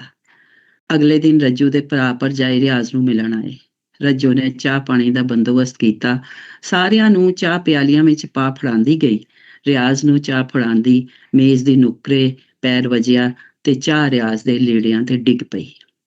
ਰਿਆਜ਼ ਇੱਕਦਮ ਭੜਕ ਉੱਠਿਆ। ਨਜ਼ਰ ਨਹੀਂ ਆਉਂਦਾ ਆਨੀਏ? ਚਿੱਟੇ ਲੀੜਿਆਂ ਤੋਂ ਚਾਹ ਦਾ ਦਾਗ ਲੱਥਦਾ ਹੀ ਨਹੀਂ। ਮੈਂ ਜੁਮਾ ਵੀ ਪੜ੍ਹਨਾ ਸੀ। ਰੱਜੋ ਦੇ ਹੰਝੂ ਟਿਪ ਟਿਪ ਗਿਰਨ ਡੈ ਪਏ। ਉਤਾਰ ਦਿਓ, ਮੈਂ ਧੋਦੇ ਨਹੀਂ ਆ। ਰਹਿਣ ਦੇ, ਹੁਣ ਵੱਡੀ ਆਈ ਧੋਣ ਵਾਲੀ, ਮੈਂ ਧੋਬੀ ਨੂੰ ਦੇ ਆਣਾ। ਇਹ ਕਹਿ ਕੇ ਰਿਆਜ਼ ਕੱਪੜੇ ਬਦਲਣ ਲਈ ਚਲਾ ਗਿਆ। ਪ੍ਰਾਹੁਣਿਆਂ ਸਾਹਮਣੇ ਹੋਈ ਬੇਇੱਜ਼ਤੀ ਰੱਜੋ ਨੂੰ ਡਾਢੀ ਦੁਖੀ ਕਰ ਗਈ। ਉਹਦੇ ਕੋਲੋਂ ਇਹ ਦੁਖੜਾ ਭੋਗਿਆ ਨਾ ਜਾਵੇ। ਉਹ ਸੋਚੀ ਪੈ ਗਈ, ਇਹ ਉਹੀਓ ਰਾਜੂ ਏ ਜਿਸ ਦੀ ਹਰ ਵੇਲੇ ਉਡੀਕ ਕਰਦੀ ਸਾਂ, ਉਹਦੇ ਪਿਆਰ ਦੀ, ਉਹਦੀ ਮਿਲਣੀ ਦੀ। ਫਿਰ ਜਦੋਂ ਉਹ ਮਿਲਦਾ ਸਿਰਫ 1 ਮਹੀਨੇ ਲਈ, ਪੂਰਾ ਮਹੀਨਾ ਉਹਦੇ ਪਿਆਰ ਦੇ ਨਸ਼ੇ ਵਿੱਚ ਲੰਘ ਜਾਂਦਾ। ਉਹਨੂੰ ਮੇਰੀ ਹਰ ਸ਼ੈ ਚੰਗੀ ਲੱਗਦੀ ਸੀ। 30 ਵਰ੍ਹੇ ਸਾਡੀਆਂ ਤਸਵੀਰਾਂ ਵੇਖ ਵੇਖ ਕੇ ਜਿਉਂਦਾ ਰਿਹਾ। ਉਹਨਾਂ ਨਾਲ ਗੱਲਾਂ ਕਰਦਾ ਰਿਹਾ। ਹੁਣ ਸਾਡੇ ਸਾਹਮਣੇ ਹੈ ਤੇ ਕਿਉਂ ਨਹੀਂ ਗੱਲਾਂ ਕਰਦਾ? ਕਿਉਂ ਨਹੀਂ ਸਾਨੂੰ ਪਿਆਰ ਕਰਦਾ? ਵੇ ਰਾਜੂ, ਮੈਨੂੰ ਇਹੋ ਉਡੀਕ ਦੇ ਦੇ। ਮੈਂ ਤੇਰੀ ਉਸ ਉਡੀਕ ਵਿੱਚ ਹੀ ਰਾਜ਼ੀ ਹਾਂ। ਉਹੀਓ ਹਰ ਵਰ੍ਹੇ ਦੇ 1 ਮਹੀਨੇ ਦੀ ਮਿਲਣੀ ਦੀ ਉਡੀਕ। ਬਹੁਤ ਸ਼ੁਕਰੀਆ। ਬਹੁਤ ਹੀ ਖੂਬਸੂਰਤ ਕਹਾਣੀ, ਬਹੁਤ ਹੀ ਸੋਹਣੀ ਕਹਾਣੀ। ਹਾਂ, ਬਿਲਕੁਲ। ਦੇਖੋ, ਰਿਐਲਿਟੀ ਬੇਸਡ ਬਿਲਕੁਲ ਏਦਾਂ ਹੀ ਹੁੰਦਾ। ਇਹੀ ਸਾਡੇ ਸਪੈਸ਼ਲੀ ਪੰਜਾਬ ਦੇ ਵਿੱਚੋਂ ਤੇ ਬਾਹਰ ਗਏ ਹੋਏ ਬੰਦਿਆਂ ਉਹਨਾਂ ਦੀਆਂ ਫੈਮਲੀਜ਼ ਨਾਲ ਐਗਜ਼ੈਕਟਲੀ ਇਹੀ ਵਾਪਰਦੀ ਹੈ। ਹਾਂਜੀ, ਹੁਣ ਮੈਂ ਸਾਰਿਆਂ ਨੂੰ ਸੱਦਾ ਦਾਂਗੀ ਜੀ ਕਿ ਇੱਕ ਇੱਕ ਕਰਕੇ ਤੁਸੀਂ ਇਹਨਾਂ ਕਹਾਣੀਆਂ ਉੱਤੇ ਗੱਲਬਾਤ ਕਰੋ। ਕਿ ਪਹਿਲਾਂ ਅੱਜ ਮੈਂ ਸੱਦਾ ਦੇਣਾ ਚਾਹੁੰਦੀ ਹਾਂ ਤਲਤ ਜੀ ਨੂੰ। ਤਲਤ ਜੀ, ਤੁਸੀਂ ਦੋਨੋਂ ਕਹਾਣੀਆਂ। ਆਫਤਾਬ ਸਾਹਿਬ ਨੂੰ ਨਹੀਂ, ਤੁਸੀਂ ਅੱਜ ਮੈਂ ਤੁਹਾਨੂੰ ਆਫਤਾਬ ਜੀ ਨੂੰ ਕਹਿੰਦੀ ਹਾਂ ਕਿ ਉਹ ਪਹਿਲਾਂ। ਮੈਂ ਤੁਹਾਨੂੰ ਤਾਂ ਕਹਿ ਰਹੀ ਹਾਂ ਕਿ ਅੱਜ ਸਵਾਣੀਆਂ ਦਾ ਦਿਨ ਹੈ। ਅੱਜ ਲੇਡੀਜ਼ ਡੇ ਹੈ। ਤੁਸੀਂ ਪਹਿਲਾਂ ਨਹੀਂ, ਉਹ ਤੁਸੀਂ ਬਿਲਕੁਲ ਠੀਕ। ਚਲੋ ਠੀਕ ਹੈ। ਆਫਤਾਬ ਜੀ, ਤੁਸੀਂ ਮਿਹਰਬਾਨੀ ਕਰੋ, ਤੁਸੀਂ ਕਰੋ ਗੱਲ। ਉਹਨਾਂ ਨੂੰ ਸਮੀਨਾ ਜੀ ਨੇ ਜੋ ਦੋ ਜਿਹੜੀਆਂ ਕਹਾਣੀਆਂ ਪੜ੍ਹੀਆਂ ਨਾ, ਬਹੁਤ ਆਲਾ ਨੇ ਔਰ ਮੌਜੂ ਦੇ ਅਤਬਾਰ ਨਾਲ ਵੀ ਜਿਹੜੀਆਂ ਸੰਗੜੀਆਂ ਕਹਾਣੀਆਂ ਨੇ ਉਹਨਾਂ ਵਿੱਚੋਂ ਨੇ। ਔਰ ਮੈਂ ਤਕਰੀਬਨ ਜਿਹੜੀ ਕਿਤਾਬ ਇਹਨਾਂ ਦੀ ਸਾਰੀ ਪੜ੍ਹੀ ਹੈ, 17 ਕਹਾਣੀਆਂ ਨੇ, ਛੋਟੀਆਂ ਵੱਡੀਆਂ ਕਹਾਣੀਆਂ ਨੇ। ਉਹਦੇ ਤੇ ਓਵਰਆਲ ਗੱਲ ਕਰਾਂਗਾ ਕਿਉਂਕਿ ਇਹ 2 ਕਹਾਣੀਆਂ ਤੇ ਤਲਤ ਜੀ ਨੇ ਵੀ ਗੱਲ ਕਰਨੀ ਹੈ ਤੇ ਹੋਰ ਸੱਜਣ ਜਿਨ੍ਹਾਂ ਨੇ ਸੁਣੀਆਂ ਉਹ ਵੀ ਗੱਲ ਕਰਾਂਗੇ। ਮੈਂ ਇਹ ਗੱਲ ਬਹੁਤ ਤਲਬ ਹੈ ਭਈ, ਇੱਕ ਔਰਤ ਇਲਮ, ਸ਼ਾਇਰੀ, ਕਹਾਣੀਕਾਰੀ ਤੇ ਆਪਣੀ ਰਹਿਤਲੀ ਬੋਲੀ ਦੇ ਖੇਤਰ ਵਿੱਚ ਦ੍ਰਿੜਤਾ ਤੇ ਲਗਨ ਨਾਲ ਕੰਮ ਕਰਦੀ ਹੋਵੇ। ਸਮੀਨਾ ਜੀ ਵਰਗੇ ਜਿਹੜੇ ਮਹਾਨ ਜੀਵ ਸਾਲਾਂ ਬਦੀ ਵਿਰਲੇ ਨਜ਼ਰ ਆਉਂਦੇ ਨੇ। ਉਹਨਾਂ ਦੀ ਇੱਕ ਨਵੀਂ ਲੇਖਕ ਜਿਹੜੀ ਕਹਾਣੀਆਂ ਦਾ ਪਰਾਗਾ ਹੈ, ਪਤਨਾ ਦੀ ਤਾਰੂ ਦੇ ਸਿਰਨਾਮੇ ਹੇਠ 17 ਨਿੱਕੀਆਂ ਵੱਡੀਆਂ ਕਹਾਣੀਆਂ ਬੁਣੀਆਂ ਨੇ, ਜਿਹੜੀਆਂ ਕਿ ਬਾਕਮਾਲ ਨੇ। ਕਹਾਣੀਆਂ ਦਾ ਮੌਜੂ ਸਾਡੇ ਵਸੇਬ ਅੰਦਰ ਇੱਕ ਔਰਤ ਦੀਆਂ ਔਕੜਾਂ, ਮੁਸ਼ਕਲਾਂ, ਮਰਦ ਦੇ ਮਨਫੀ ਰਵੱਈਆ ਸਮਾਜੀ ਮਾਸ਼ਰਤੀ ਨਾ ਇਨਸਾਫੀਆਂ ਨੇ ਨਾਲ ਜਿਹਦੇ ਇਹਨਾਂ ਤਮਾਮ ਚੀਜ਼ਾਂ ਦੇ ਨਾਲ ਹੀ ਉਹ ਪੂਰੀ ਹਯਾਤੀ ਜੂਝਦੀ ਰਹਿੰਦੀ ਹੈ। ਮੀਨਾ ਜੀ ਇਲਮ ਤੇ ਤਦਰੀਸ ਨਾਲ ਜੁੜੇ ਹੋਏ ਜੀ ਨੇ। ਉਹਨਾਂ ਦਾ ਸੋਸ਼ਲ ਸਰਕਲ ਇੱਕ ਹੈਡਮਿਸਟਰ ਵਜੋਂ ਬਹੁਤ ਹੀ ਵੱਡਾ ਤੇ ਖਿਲਰਵਾ ਹੈ। ਉਹਨਾਂ ਹਯਾਤੀ ਦੇ ਬਹਿਣ ਅੰਦਰ ਔਰਤ ਦੀਆਂ ਔਕੜਾਂ ਨੂੰ ਬੜੇ ਨੇੜਿਓਂ ਵੇਖਿਆ ਤੇ ਮਹਿਸੂਸ ਕੀਤਾ। ਕਹਾਣੀਆਂ ਅੰਦਰ ਔਰਤ ਕਿਤੇ ਸਵਾਣੀ ਦੇ ਰੂਪ ਵਿੱਚ ਜਿੱਥੇ ਉਹ ਮਰਦਪਾਲ ਸਮਾਜ ਅੰਦਰ ਤਬੀਅਤ ਦਾ ਸ਼ਿਕਾਰ ਹੈ, ਕਦੀ ਉਹ ਮਾਂ ਬਣ ਕੇ ਸਾਹਮਣੇ ਆਉਂਦੀ ਹੈ ਜਿਹਦੀਆਂ ਕੁਰਬਾਨੀਆਂ ਤੇ ਖਲੂਸ ਦੀ ਮਾਨਤਾ ਨਹੀਂ ਹੁੰਦੀ। ਬਾਅਦ ਵੇਲੇ ਇੱਕ ਵਰਕਰ ਦੀ ਰੂਪ ਵਿੱਚ ਵੀ ਨਜ਼ਰ ਆਉਂਦੀ ਹੈ ਜਿਹੜੀ ਸਵੇਰ ਤੋਂ ਸ਼ਾਮ ਸਮਾਜ ਦੇ ਮੰਫੀ ਰਵੱਈਆਂ ਦਾ ਸ਼ਿਕਾਰ ਹੁੰਦੀ ਹੈ। ਉਹ ਇੱਕ ਬੇਵਸਾਈ ਜਾਤੀ ਗੁਜ਼ਾਰਦੀ ਹੈ ਜਿਹਦੇ ਅੰਦਰ ਸਕੇ ਤੇ ਓਪਰੇ ਰਿਸ਼ਤਿਆਂ ਤੇ ਦਬਾਅ ਰਹੀ।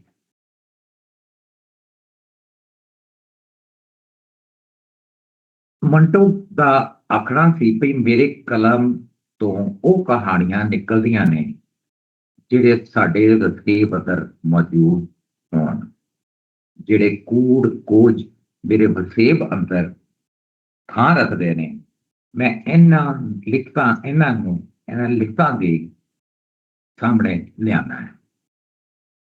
ਜਿਹੜਾ ਵਸੇਬ ਪਹਿਲੇ ਹੀ ਨੰਗਾ ਏ ਉਹਨੂੰ ਮੈਂ ਹੋਰ ਕੀ ਨੰਗਾ ਕਰਾਂਗਾ। ਮੇਰਾ ਕੰਮ ਨਿਸ਼ਾਨਦੇਹੀ ਕਰਨਾ ਹੈ, ਸਰਜਰੀ ਕਰਨਾ ਨਹੀਂ। ਕਹਾਣੀਆਂ ਖਾਸ ਕਰ ਔਰਤ ਦੀਆਂ ਮੁਸ਼ਕਲਾਂ ਨੂੰ ਉਜਾਗਰ ਕਰਦੀਆਂ ਨੇ, ਬਲਕਿ ਉਹਦੇ ਨਾਲ ਜੁੜੀਆਂ ਹੋਈਆਂ ਦੂਜੀਆਂ ਅਟਕਲਾਂ ਜਿਵੇਂ ਮਾਸ਼ਰਤੀ ਪੱਧਰ ਤੇ ਵਧੀ ਬੇਇਨਸਾਫੀ। ਸਮੀਨਾ ਜੀ ਨੇ ਰਿਸ਼ਤਿਆਂ, ਬੰਦਿਆਂ ਤੇ ਥਾਵਾਂ ਨੂੰ ਸਮੇਂ ਦੇ ਬੀਤੇ ਤੇ ਹਾਲ ਨਾਲ ਜੋੜ ਕੇ ਹਯਾਤੀ ਤੇ ਸਾਂਝ ਵਰਤਣ ਤੇ ਵੱਡੇ ਕੈਨਵਸ ਤੋਂ ਉਲੇਖਾਂ ਦੀ ਤਾਂਘ ਕੀਤੀ ਹੈ।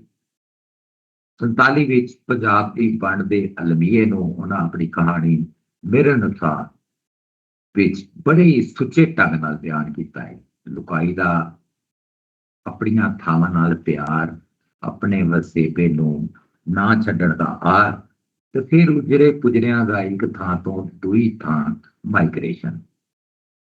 ਸ਼ਾਨੀ ਦੇ ਨਾਲ ਇੱਕ ਕਹਾਣੀ ਵੀ ਲਾਜਵਾਬ ਹੈ ਜਿਹਦੇ ਤੇ ਅਸੀਂ ਸੰਗਤ ਅਖਾਟ ਵਿੱਚ ਢੇਰ ਵਿਚਾਰ ਕਰ ਚੁੱਕੇ ਹਾਂ। ਇਸ ਕਿਤਾਬ ਅੰਦਰ ਸਾਰੀਆਂ ਹੀ ਕਹਾਣੀਆਂ ਬਾਕਮਾਲ ਨੇ, ਪੜ੍ਹਨ ਵਾਲੇ ਦੇ ਮਨ ਨੂੰ ਚੁੰਭ ਲੈਂਦੀਆਂ ਨੇ। ਕਿਹਾ ਜਾਂਦਾ ਹੈ ਕਿ ਇੱਕ ਚੰਗੇ ਕਹਾਣੀਕਾਰ ਦੀ ਕਹਾਣੀ ਦਾ ਐਂਡ ਇੱਕ ਰਿੰਗਿੰਗ ਬੈਲ ਦੀ ਤਰ੍ਹਾਂ ਹੁੰਦਾ ਹੈ ਜਿਹਨੂੰ ਪੜ੍ਹ ਕੇ ਉਹਦੇ ਦਿਮਾਗ ਅੰਦਰ ਘੰਟੀਆਂ ਵੱਜਣੀਆਂ ਸ਼ੁਰੂ ਹੋ ਜਾਵਣ, ਉਹ ਉਹਦੇ ਉੱਤੇ ਸੋਚਣਾ ਤੇ ਗੋ ਕਰਨਾ ਸ਼ੁਰੂ ਕਰ ਦੇਵੇ। ਬਾਅਦ ਕਹਾਣੀਆਂ ਅੰਦਰ ਸਮੀਨਾ ਜੀ ਨੇ ਇੰਝ ਲੱਗਾ ਕਿ ਜਿਵੇਂ ਇੱਕ ਪੇਂਟਰ ਨੇ ਲਫ਼ਜ਼ ਬਰਤਨ ਫਿਕਰੇ ਕਰਨ ਦਾ ਸੁਭਾਅ ਇੰਦਾ ਹੈ ਜਿਵੇਂ ਕੋਈ ਕਲਾਕਾਰ ਆਪਣੇ ਬੁਰਸ਼ ਤੇ ਰੰਗਾਂ ਨਾਲ ਇੱਕ ਪੇਂਟਿੰਗ ਉਲੀਕ ਰਿਹਾ ਹੋਵੇ। ਖਾਸ ਕਰ ਉਹਨਾਂ ਦੀ ਕਹਾਣੀ ਸੁੱਕਣੇ ਪਾਏ ਲੀੜੇ ਵਿੱਚੋਂ ਇੱਕ ਪੈਰੇ ਦੀ ਬਣਗੀ ਵੇਖੋ। ਮੈਂ ਬਾਰੀ ਤੋਂ ਝਾਤੀ ਮਾਰੀ, ਨਾਲ ਦੇ ਘਰ ਤਾਰ ਉੱਤੇ ਧੋਤੇ ਹੋਏ ਲੀੜੇ ਪਏ ਸਨ, ਪਰ ਲੀੜਾ ਤਾਰ ਤੇ ਹਰ ਲੀੜਾ ਤਾਰ ਤੇ ਚੁੰਡੀ ਨਾਲ ਜੁੜਿਆ ਹੋਇਆ ਸੀ। ਵੱਡਾ ਜਿਹਾ ਖੁੱਲਾ ਵਿਹੜਾ ਜਿਹਦੇ ਵਿੱਚ ਤਾਰ ਦੇ ਸੱਜੇ ਪਾਸੇ ਅੰਜੀਰ ਦਾ ਰੁੱਖ ਅੰਜੀਰਾਂ ਨਾਲ ਭਰਿਆ ਹੋਇਆ ਤੇ ਬਾਰੀ ਦੇ ਸਾਹਮਣੇ ਮਾਲਟਿਆਂ ਦਾ ਰੁੱਖ ਮਾਲਟਿਆਂ ਦੇ ਭਾਰ ਨਾਲ ਨੀਵਾਂ ਹੋਇਆ ਪਿਆ ਸੀ। ਕੁਝ ਮਾਲਟੇ ਭੋਏ ਤੇ ਡਿੱਗੇ ਹੋਏ ਸਨ। ਵਿਹੜੇ ਦੇ ਚਾਰ ਚਫੇਰੇ ਰੰਗ ਬਰੰਗੇ ਫੁੱਲ ਲੱਗੇ ਹੋਏ ਸਨ। ਹਰ ਰੰਗ ਦਾ ਗੁਲਾਬ, ਕਾਲੇ ਤੇ ਪੀਲੇ ਗੁਲਾਬ ਦੇ ਬੂਟੇ ਭਰੇ ਹੋਏ ਸੀ। ਪੜ੍ਹਦਿਆਂ ਇੰਝ ਸਹੀ ਹੋਇਆ ਭਈ ਬਾਰੀ ਵਿੱਚ ਖਲੋ ਵਾਨ ਗੋਗ ਨੇ ਜਗਤਗੀਰ ਪੇਂਟਿੰਗ ਸਟਾਰੀ ਨਾਈਟ ਤਖਲੀਕ ਕੀਤੀ ਸੀ ਤੇ ਇੱਥੇ ਵਾਨ ਗੋਗ ਦੀ ਥਾਂ ਸਮੀਨਾ ਜੀ ਬਾਰੀ ਵਿੱਚ ਖਲੋਤੇ ਆਪਣੀ ਕਹਾਣੀ ਸੁਪਨੇ ਪਾਏ ਲੀੜੇ ਲਈ ਇੱਕ ਸੋਹਣੀ ਮੰਜ਼ਰ ਨਗਾਰੀ ਉਲੀਕ ਰਹੇ ਨੇ। ਇਸ ਕਹਾਣੀ ਅੰਦਰ ਸਮੀਨਾ ਜੀ ਨੇ ਪਰਦੇਸ ਰਹਿਣ ਵਾਲੇ ਜਿਹੜੇ ਸਗੇ ਤੇ ਪਿਆਰੇ ਰਿਸ਼ਤਿਆਂ ਦੀਆਂ ਔਕੜਾਂ, ਅਹਿਸਾਸ ਤੇ ਜਜ਼ਬਿਆਂ ਨੂੰ ਬਿਆਨ ਕੀਤਾ ਹੈ। ਭਈ ਜ਼ਰੀਆ ਮਾਜ ਵਜੋਂ ਕਿਸ ਤਰ੍ਹਾਂ ਸਾਡੇ ਪਿਆਰੇ ਪਰਦੇਸ ਦੀ ਹਵਾਲਾਤ ਕੱਟਦੇ ਨੇ। ਉਹਨਾਂ ਦੀ ਦੂਰੀ ਦਾ ਅਹਿਸਾਸ, ਅਕਲਾਪਾ ਕਿਵੇਂ ਸਾਡੀ ਦਾਤ ਨੂੰ ਅੰਦਰੋਂ ਅੰਦਰ ਖਾਈ ਜਾਂਦਾ ਹੈ। ਸਮੀਨਾ ਜੀ ਨੇ ਜਿਹੜੀ ਅੱਜ ਦੀ ਕਹਾਣੀ, ਜਿਹੜੀ ਦੋ ਕਹਾਣੀਆਂ ਚ ਇੱਕ ਕਹਾਣੀ ਜਿਹੜੀ ਸੀ ਨਾ, ਜਿਹਦਾ ਇਹ ਕੋਈ ਕਹਾਣੀ ਨਹੀਂ, ਐਕਚੁਅਲੀ ਚ ਇਹੀ ਤੇ ਕਹਾਣੀ ਹੈ। ਯਾਨੀ ਕਿ ਇਹ ਐਡਾ ਵੱਡਾ ਅਲਮੀਆ ਜਿਹੜਾ ਦੁਨੀਆ ਵਿੱਚ ਵਾਪਰਿਆ, ਲੱਖਾਂ ਇਨਸਾਨਾਂ ਦਾ ਕਤਲੇਆਮ ਇਨਸਾਨੀਅਤ ਨੂੰ ਰਹਿੰਦੀ ਦੁਨੀਆ ਤੱਕ ਜੋੜਦਾ ਰਹੇਗਾ। ਬਹੁਤ ਹੀ ਆਲਾ ਕਹਾਣੀ, ਬੜੇ ਹੀ ਨਵੇਕਲੇ ਢੰਗ ਨਾਲ ਜਿਹੜੀ ਇਹ ਘੜੀ ਗਈ ਹੈ। ਕਹਾਣੀਆਂ ਦੀ ਜ਼ੁਬਾਨ ਬੜੀ ਸੌਖੀ, ਸਾਦਾ ਹੈ। ਕਹਾਣੀ ਦੀ ਗੁੰਦਰਕਾਰੀ ਕਰਦਿਆਂ ਉਹਨਾਂ ਲਫ਼ਾਜ਼ੀ ਦੇ ਨਾਲ ਫਿਕਰਿਆਂ ਦੀ ਕੜਤਲ ਉੱਤੇ ਵੀ ਖਾਸ ਤੋਜਹ ਦਿੱਤੀ ਹੈ। ਮੀਨਾ ਜੀ ਸਾਡੇ ਸਾਹਮਣੇ ਇੱਕ ਚੰਗੇ ਸੱਜੇ ਕਹਾਣੀਕਾਰ ਦੇ ਰੂਪ ਵਿੱਚ ਨਜ਼ਰ ਆਉਂਦੇ ਨੇ। ਉਹਨਾਂ ਲਈ ਢੇਰ ਮੁਬਾਰਕਾਂ। ਉਹ ਅੱਗੇ ਵੀ ਸਾਡੇ ਲਈ ਚੰਗੀਆਂ ਕਹਾਣੀਆਂ ਲਿਖਦੇ ਰਹਿਣ ਤੇ ਆਪਣੀ ਮਾਂ ਬੋਲੀ ਦੇ ਖੇਤਰ ਵਿੱਚ ਆਪਣਾ ਹਿੱਸਾ ਪਾਉਂਦੇ ਰਹਿਣ। ਸ਼ੁਕਰੀਆ। ਬਹੁਤ ਸ਼ੁਕਰੀਆ। ਬਹੁਤ ਬਹੁਤ ਮਿਹਰਬਾਨੀ ਜੀ, ਤੁਸੀਂ ਬੜਾ ਅੱਛਾ ਕੀਤਾ ਐਨਾਲਿਸਿਸ ਸਾਰੀ ਗੱਲਬਾਤ ਦਾ। ਤੁਹਾਨੂੰ ਸਾਨੂੰ ਇੰਟਰੋਡਿਊਸ ਵੀ ਕੀਤਾ ਤੁਸੀਂ ਇਹਨਾਂ ਦੀ ਕਿਤਾਬ ਨਾਲ। ਸਾਨੂੰ ਤੇ ਬਹੁਤ ਜ਼ਿਆਦਾ ਉਡੀਕ ਹੈਗੀ ਹੁਣ ਕਿ ਵੀ ਇਹਨੂੰ ਗੁਰਮੁਖੀ 'ਚ ਜੇ ਜਦ ਆਵੇਗੀ ਤੇ ਅਸੀਂ ਸਾਰੇ ਪੜਾਂਗੇ। ਸੋ ਹਾਂਜੀ, ਹੁਣ ਕੌਣ ਗੱਲ ਕਰਨਗੇ ਜੀ? ਜੀ ਮੈਂ ਗੱਲ ਕਰਨੀ ਹੈ ਹੁਣ। ਚਲੋ ਠੀਕ ਹੈ ਪਲੀਜ਼। ਹਾਂਜੀ ਜ਼ਰੂਰ। ਬਹੁਤ ਸ਼ੁਕਰੀਆ ਬੀਬੀ ਤੁਹਾਡਾ ਵੀ। ਤੁਸੀਂ ਮੈਨੂੰ ਪਹਿਲੇ ਵੀ ਆਖਿਆ ਸੀ ਤੇ ਮੈਂ, ਕਿਉਂਕਿ ਮੈਂ ਥੋੜੀ ਸਪੈਸੀਫਿਕ ਗੱਲ ਕਰਨੀ ਸੀ ਤੇ ਇਸ ਕਰਕੇ ਮੈਂ ਕਿਹਾ ਆਫਤਾਬ ਸਾਹਿਬ ਜ਼ਰਾ ਜ਼ਿਆਦਾ ਉਹਦੇ ਤੇ ਰੋਸ਼ਨੀ ਪਾਉਣਗੇ। ਉਹਨਾਂ ਨੇ ਉਹਦਾ ਹੋਰ ਕਾਫੀ ਕੁਝ ਖੋਲ ਦਿੱਤਾ ਹੈ ਕਹਾਣੀ ਦੀ ਕਿਤਾਬ ਦੇ ਬਾਰੇ ਵਿੱਚ। ਸਭ ਤੋਂ ਪਹਿਲੇ ਮੈਂ ਇਹਨਾਂ ਨੂੰ ਮੁਬਾਰਕਬਾਦ ਦੇਣੀ ਹੈ ਸਮੀਨਾ ਅਸਮਾ ਜੀ ਨੂੰ, ਤੇ ਉਹਨਾਂ ਦੀ ਜਿਹੜੀ ਉਹਨਾਂ ਦੀ ਕਿਤਾਬ ਪਤਨਾ ਦੀ ਤਾਰੋ ਦਾ ਇੱਕ ਨਵੇਕਲੇ ਸਰਨਾਮਾ ਨਾਲ ਛਾਪੇ ਚੜ ਚੁੱਕੀ ਹੈ। ਪਤਨਾ ਦੀ ਤਾਰੋ। ਇੱਕ ਸਵਾਣੀ ਦੇ ਹਯਾਤੀ ਦੇ ਪੰਧ ਪਤਨਾ ਦੁਆਰੇ ਹੀ ਗੁਜ਼ਰਦੇ ਨੇ ਤੇ ਉਹ ਸਬਰ ਦੀ ਗੁੱਟੀ ਲੈ ਕੇ ਸਿੱਧਕੇ ਦਿਲ ਨਾਲ ਮਾਹਿਰ ਤਾਰੂ ਬਣ ਔਕੜਾਂ ਬਰਦਾਸ਼ਤ ਕਰਦੀ ਪਾਰ ਲੰਘਦੀ ਹੈ। ਇਸ ਲਈ ਸਵਾਣੀ ਹੁੰਦਿਆਂ ਹੋਇਆਂ ਮੈਨੂੰ ਇਹਨਾਂ ਦਾ ਸਿਰਨਾਮਾ ਸਭ ਤੋਂ ਪਹਿਲੇ ਬਹੁਤ ਦਿਲ ਨੂੰ ਲੱਗਿਆ। ਪਤਨਾ ਦੀ ਤਾਰੂ ਇੱਕ ਇਹਨਾਂ ਦਾ ਇਹੋ ਜਿਹਾ ਅਦਬੀ ਸਫ਼ਰ ਹੈ ਜਿਹੜਾ ਦਸੰਬਰ ਦੀ ਸੀਤ ਭਰੀ ਰਾਤ ਵਾਂਗੂ ਖਾਮੋਸ਼, ਹਸਾਸ ਪਰ ਕੂੜੀਆਂ ਸੱਚਾਈਆਂ ਨਾਲ ਲਵੇਟਿਆ, ਸਰਦ ਤੇ ਪੁਰਦਰਦ, ਜਿਹੜਾ ਸਾਨੂੰ ਹਕੀਕਤ ਦੇ ਕਰੀਬ ਤਰ ਹੋ ਕੇ ਚੌਂਬੜਦਾ ਹੈ। ਕਦੀ ਕਿਧਰੇ ਤੇ ਮੈਨੂੰ ਕਿਤਾਬ ਪੜ੍ਹਦਿਆਂ ਇੰਝ ਲੱਗਾ ਕਿ ਇੱਕ ਧੀਮੀ ਹਸਾਸ ਸ਼ਾਇਰਾ ਚੋਂ ਸਮਾਜ ਨਾਲ ਖੇਂਦੀ ਜ਼ਮਾਨਾ ਸਾਸ, ਸੁਚੱਜੀ ਪਰ ਤਿੱਖੀ ਕਹਾਣੀਕਾਰ ਕਿੱਥੋਂ ਨਿਕਲੀ ਹੈ, ਜਿਹੜੇ ਵਲੇਵੇਂ ਵੀ ਨਹੀਂ ਦਿੰਦੇ ਬਲਕਿ ਸਿੱਧੇ ਸਾਦੇ ਸ਼ਬਦਾਂ ਰਾਹੀਂ ਉਚੇਚੇ ਢੰਗ ਨਾਲ ਸਾਡੇ ਸਾਹਮਣੇ ਸਮਾਜ ਦੇ ਬਖੀਏ ਉਧੇੜਦੀ ਜਾਪਦੀ ਹੈ।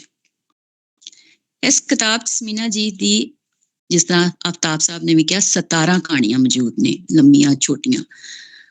ਹਰ ਕਹਾਣੀ ਜਿਹੜੀ ਮੌਜੂ ਦੇ ਲਿਹਾਜ਼ ਨਾਲ ਵੱਖਰੀ ਦਿਸਦੀ ਹੈ, ਪਰ ਕਿਤੇ ਨਾ ਕਿਤੇ ਸਵਾਣੀ ਤੇ ਉਹਦੇ ਨਾਲ ਜੁੜੇ ਰਿਸ਼ਤਿਆਂ ਦੇ ਨਾਲ ਰਿਲੇਟਿਡ ਮੋਸਟਲੀ ਕਹਾਣੀਆਂ ਉਹਦੇ ਇਰਦ ਗਿਰਦ ਹੀ ਨੇ। ਇਹ ਉਹ ਕਹਾਣੀਆਂ ਨੇ ਜਿਹੜੇ ਸਾਡੇ ਆਸੇ ਪਾਸੇ ਖਿਲ ਰਹੀਆਂ ਹੁੰਦੀਆਂ ਨੇ ਤੇ ਆਜੂ ਬਾਜੂ ਸਾਨੂੰ ਜਿਹੜੇ ਉਹਦੇ ਰੰਗ ਬਰੰਗੇ ਪਾਤਰ ਨੇ ਉਹ ਵੀ ਨਜ਼ਰ ਆਉਂਦੇ ਨੇ, ਪਰ ਸਾਨੂੰ ਨਜ਼ਰ ਨਹੀਂ ਆਉਂਦੇ।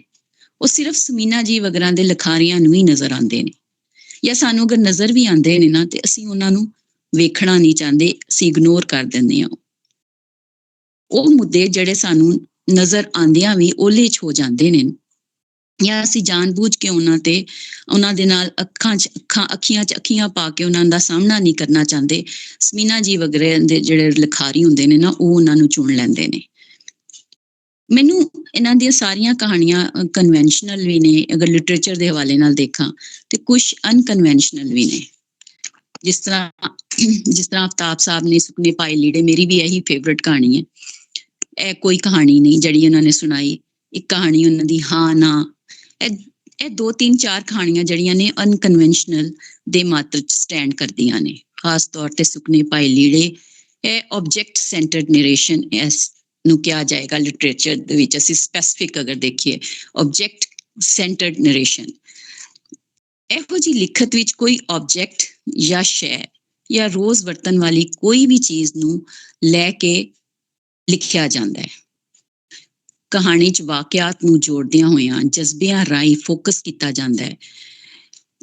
ਮਤਲਬ ਕਿ object doesn't speak but it drives the story, ਯਾਨੀ ਸਟੋਰੀ ਨੂੰ ਉਹ ਆਬਜੈਕਟ ਦੇ ਰਾਹੀਂ ਲੈ ਕੇ ਚਲਿਆ ਜਾਂਦਾ ਹੈ ਇਮੋਸ਼ਨਸ ਦੇ ਨਾਲ, ਔਰ ਇਮੋਸ਼ਨਸ ਨਾਲ ਲਿੰਕ ਦਾ ਵੀ ਕੰਮ ਕਰਦੇ ਨੇ ਜਿਹੜੇ ਇਮੋਸ਼ਨਸ ਨੇ। ਤੇ ਇਸ ਕਹਾਣੀ 'ਚ ਸਮੀਨਾ ਜੀ ਨੇ, ਮੈਂ ਇਸ ਕਹਾਣੀ ਨੂੰ ਜ਼ਿਆਦਾ ਥੋੜਾ ਜਿਹਾ ਡਿਸਕਸ ਕਰਨਾ ਚਾਹਨੀ ਹਾਂ ਕਿਉਂਕਿ ਇਹ ਡਿਫਰੈਂਟ ਕਹਾਣੀ ਹੈ। ਇਸ ਕਹਾਣੀ 'ਚ ਸਮੀਨਾ ਜੀ ਨੇ ਲੀੜੀਆਂ ਰਾਹੀਂ ਹਸਾਸ ਰਿਸ਼ਤੇ ਨੂੰ ਲੈ ਕੇ, ਜਿਹੜਾ ਕਿ ਇੱਕ ਮਾਂ ਦੇ ਤੇ ਉਹਦੀ ਧੀ ਦੇ ਦਰਮਿਆਨ ਹੈ, ਜਿਹੜਾ ਸ਼ਬਦਾਂ 'ਚ ਬਿਆਨ ਨਹੀਂ ਕੀਤਾ ਜਾ ਸਕਦਾ, ਸਿਰਫ ਮਹਿਸੂਸ ਕੀਤਾ ਜਾ ਸਕਦਾ ਹੈ। ਸਮੀਨਾ ਜੀ ਨੇ ਰਿਸ਼ਤੇ ਦੇ ਖਾਲਸਪਨ ਨੂੰ, ਉਡੀਕ, ਮਿਲਣੀ ਤੇ ਫਿਰ ਵਿਛੋੜੇ ਦੇ ਅਣਦੇਖੇ ਦੁੱਖ ਦਰਦ ਨੂੰ ਕਹਾਣੀ ਦੀ ਸੂਰਤ ਵਿੱਚ ਲਿਖ ਮਾਰਿਆ ਹੈ। ਇਹ ਉਹੀ ਕਹਾਣੀ ਹੈ ਜਿਹੜੀ ਆਸਟ੍ਰੇਲੀਆ ਦੇ ਵਿੱਚ ਸਮੀਨਾ ਜੀ ਕਹਿ ਰਹੇ ਸੀ, ਬੀਬਾ ਜੀ ਆਸਟ੍ਰੇਲੀਆ 'ਚ ਉਹਨਾਂ ਨੇ ਬੈਠ ਕੇ ਲਿਖੀ ਹੈ। ਤੇ ਲੀੜੇ ਉਹਨਾਂ ਦੇ ਦਰਮਿਆਨ ਇੱਕ ਐਸੇ ਪਾਤਰ ਦਾ ਕਿਰਦਾਰ ਅਦਾ ਕਰ ਰਹੇ ਨੇ ਜਿਹੜਾ ਸਿਰਫ ਲੇਖਕ ਹੀ ਵੇਖ ਸਕਦਾ ਹੈ ਆਪਣੇ ਹਸਾਸ ਅੱਖ ਨਾਲ। ਉਹ ਗੱਲਾਂ ਵੀ ਕਰਦੇ ਨੇ, ਕਦੀ ਸਵਾਣੀ ਦੇ ਕਦੀ ਬਾਲੜੀ ਦੇ ਰੂਪ ਵੀ ਵਟਾਉਂਦੇ ਨੇ, ਜਿਨ੍ਹਾਂ ਨੂੰ ਉਹਨਾਂ ਨੇ ਕਦੀ ਨਹੀਂ ਵੇਖਿਆ।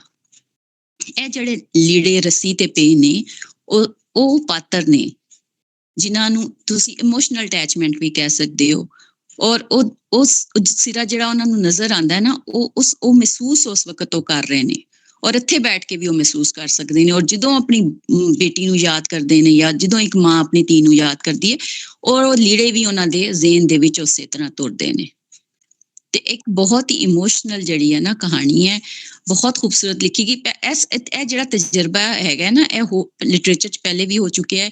ਬਲੈਂਕਟ, ਮਲਕ ਰਾਜ ਆਨੰਦ ਦੀ ਇੱਕ ਦਾ ਬਲੈਂਕਟ ਸਟੋਰੀ ਹੈ, ਉਹ ਵੀ ਉਹਨਾਂ ਨੇ, ਓਵਰਕੋਟ ਹੈ, ਰਸ਼ੀਅਨ ਸਟੋਰੀ ਵੀ ਹੈ, ਫਿਰ ਓਵਰਕੋਟ ਗੁਲਾਮ ਅਬਾਸ ਨੇ ਵੀ ਲਿਖੀ ਹੈ, ਇੰਗਲਿਸ਼ ਦੀ ਸਟੋਰੀ ਹੈ। ਤੇ ਇਸ ਲਈ ਅਸੀਂ ਕਹਿ ਸਕਦੇ ਹਾਂ ਕਿ ਸਮੀਨਾ ਜੀ ਨੇ ਪੰਜਾਬੀ ਲਿਟਰੇਚਰ ਦੇ ਹਵਾਲੇ ਨਾਲ ਇਸ ਪੱਖ ਨੂੰ ਵੀ ਟੱਚ ਕੀਤਾ ਹੈ।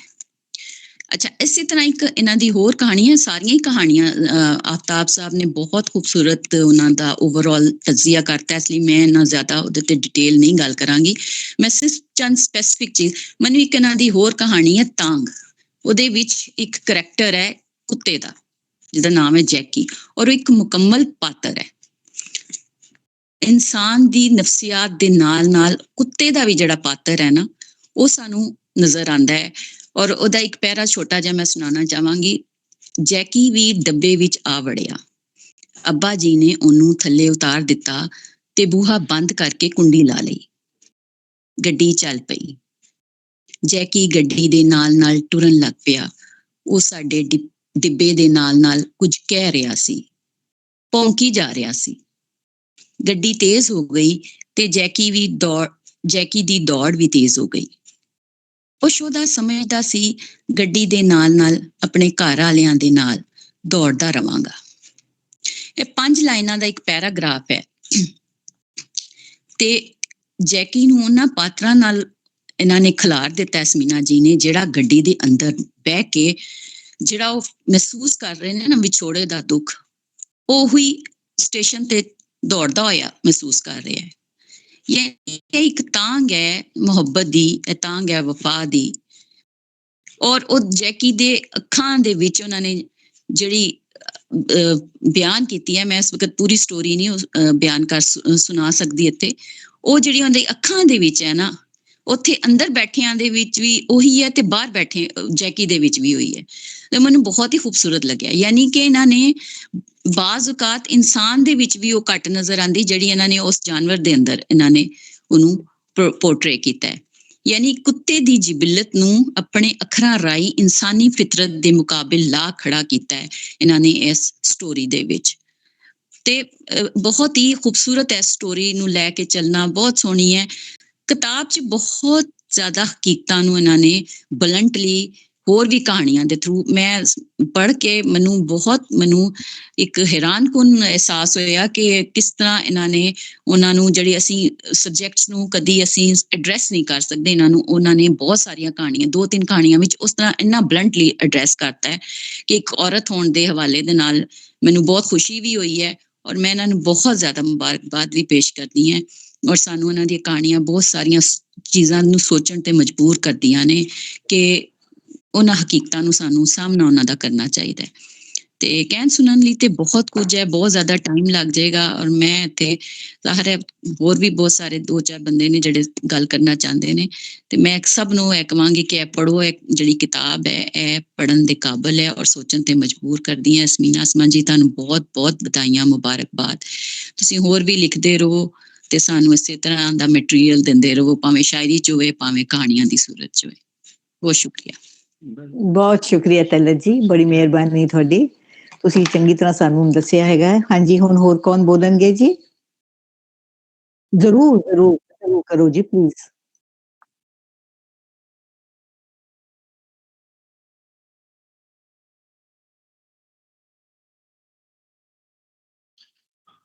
ਜੀਓ।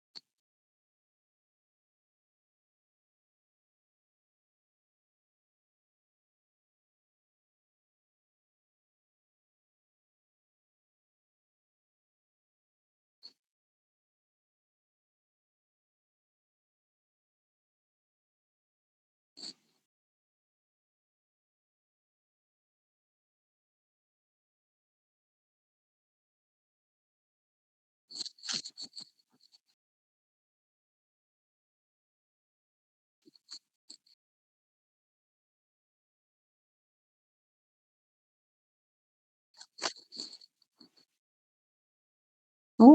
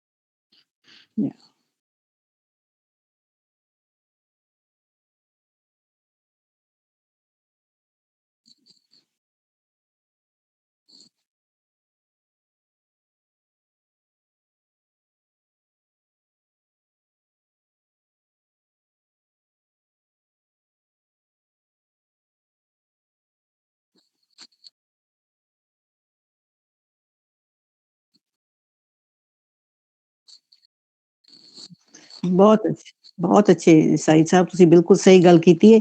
ਇਹ ਪੰਜਾਬ ਦੀ ਤਾਂ ਬੜੀ ਵੱਡੀ ਪ੍ਰੋਬਲਮ ਹੈ, ਦੋਨੋਂ ਪਾਸਿਆਂ ਦੀ। ਸੋ ਬਹੁਤ ਸ਼ੁਕਰੀਆ ਤੁਹਾਡੀ ਗੱਲਬਾਤ ਦਾ। ਗੁਰਦਾਸ ਜੀ, ਤੁਸੀਂ ਕੁਝ ਕਹਿਣਾ ਚਾਹ ਰਹੇ ਹੋ ਜੀ? ਹਾਂਜੀ, ਮੈਂ ਵੀ ਛੇਤੀ ਗੱਲ ਕਹਿ ਦਿੰਦੀ। ਅਸਮੀਨਾ ਦੀਆਂ ਜਿਹੜੀਆਂ ਕਹਾਣੀਆਂ ਹੁੰਦੀਆਂ ਹਨਾ, ਹਰੇਕ ਵਾਰੀ ਰੈਲੇਵੈਂਟ ਹੁੰਦੀਆਂ। ਆਪਾਂ ਜੋ ਕੰਟੈਂਪਰਰੀ ਹੁੰਦਾ ਹਨਾ ਉਹੀ ਮੂਹਰੇ ਦੱਸ ਦਿੰਦੇ ਹਨਾ। ਤੇ ਦੂਜੀ ਕਹਾਣੀ ਦੀ ਮੈਂ ਗੱਲ ਕਰਨੀ ਕਰਕੇ ਉਹ ਜ਼ਿਆਦਾ ਚੇਤੇ ਆ ਹਨਾ, ਪ੍ਰਾਇਮਰੀ ਰੀਸੈਂਸੀ ਇਫੈਕਟ ਹੋ ਗਈ ਹਨਾ। ਪਹਿਲੀ ਤਾਂ ਥੋੜਾ ਜਿਹਾ ਮੈਨੂੰ ਚੇਤਾ ਨਹੀਂ ਰਿਹਾ।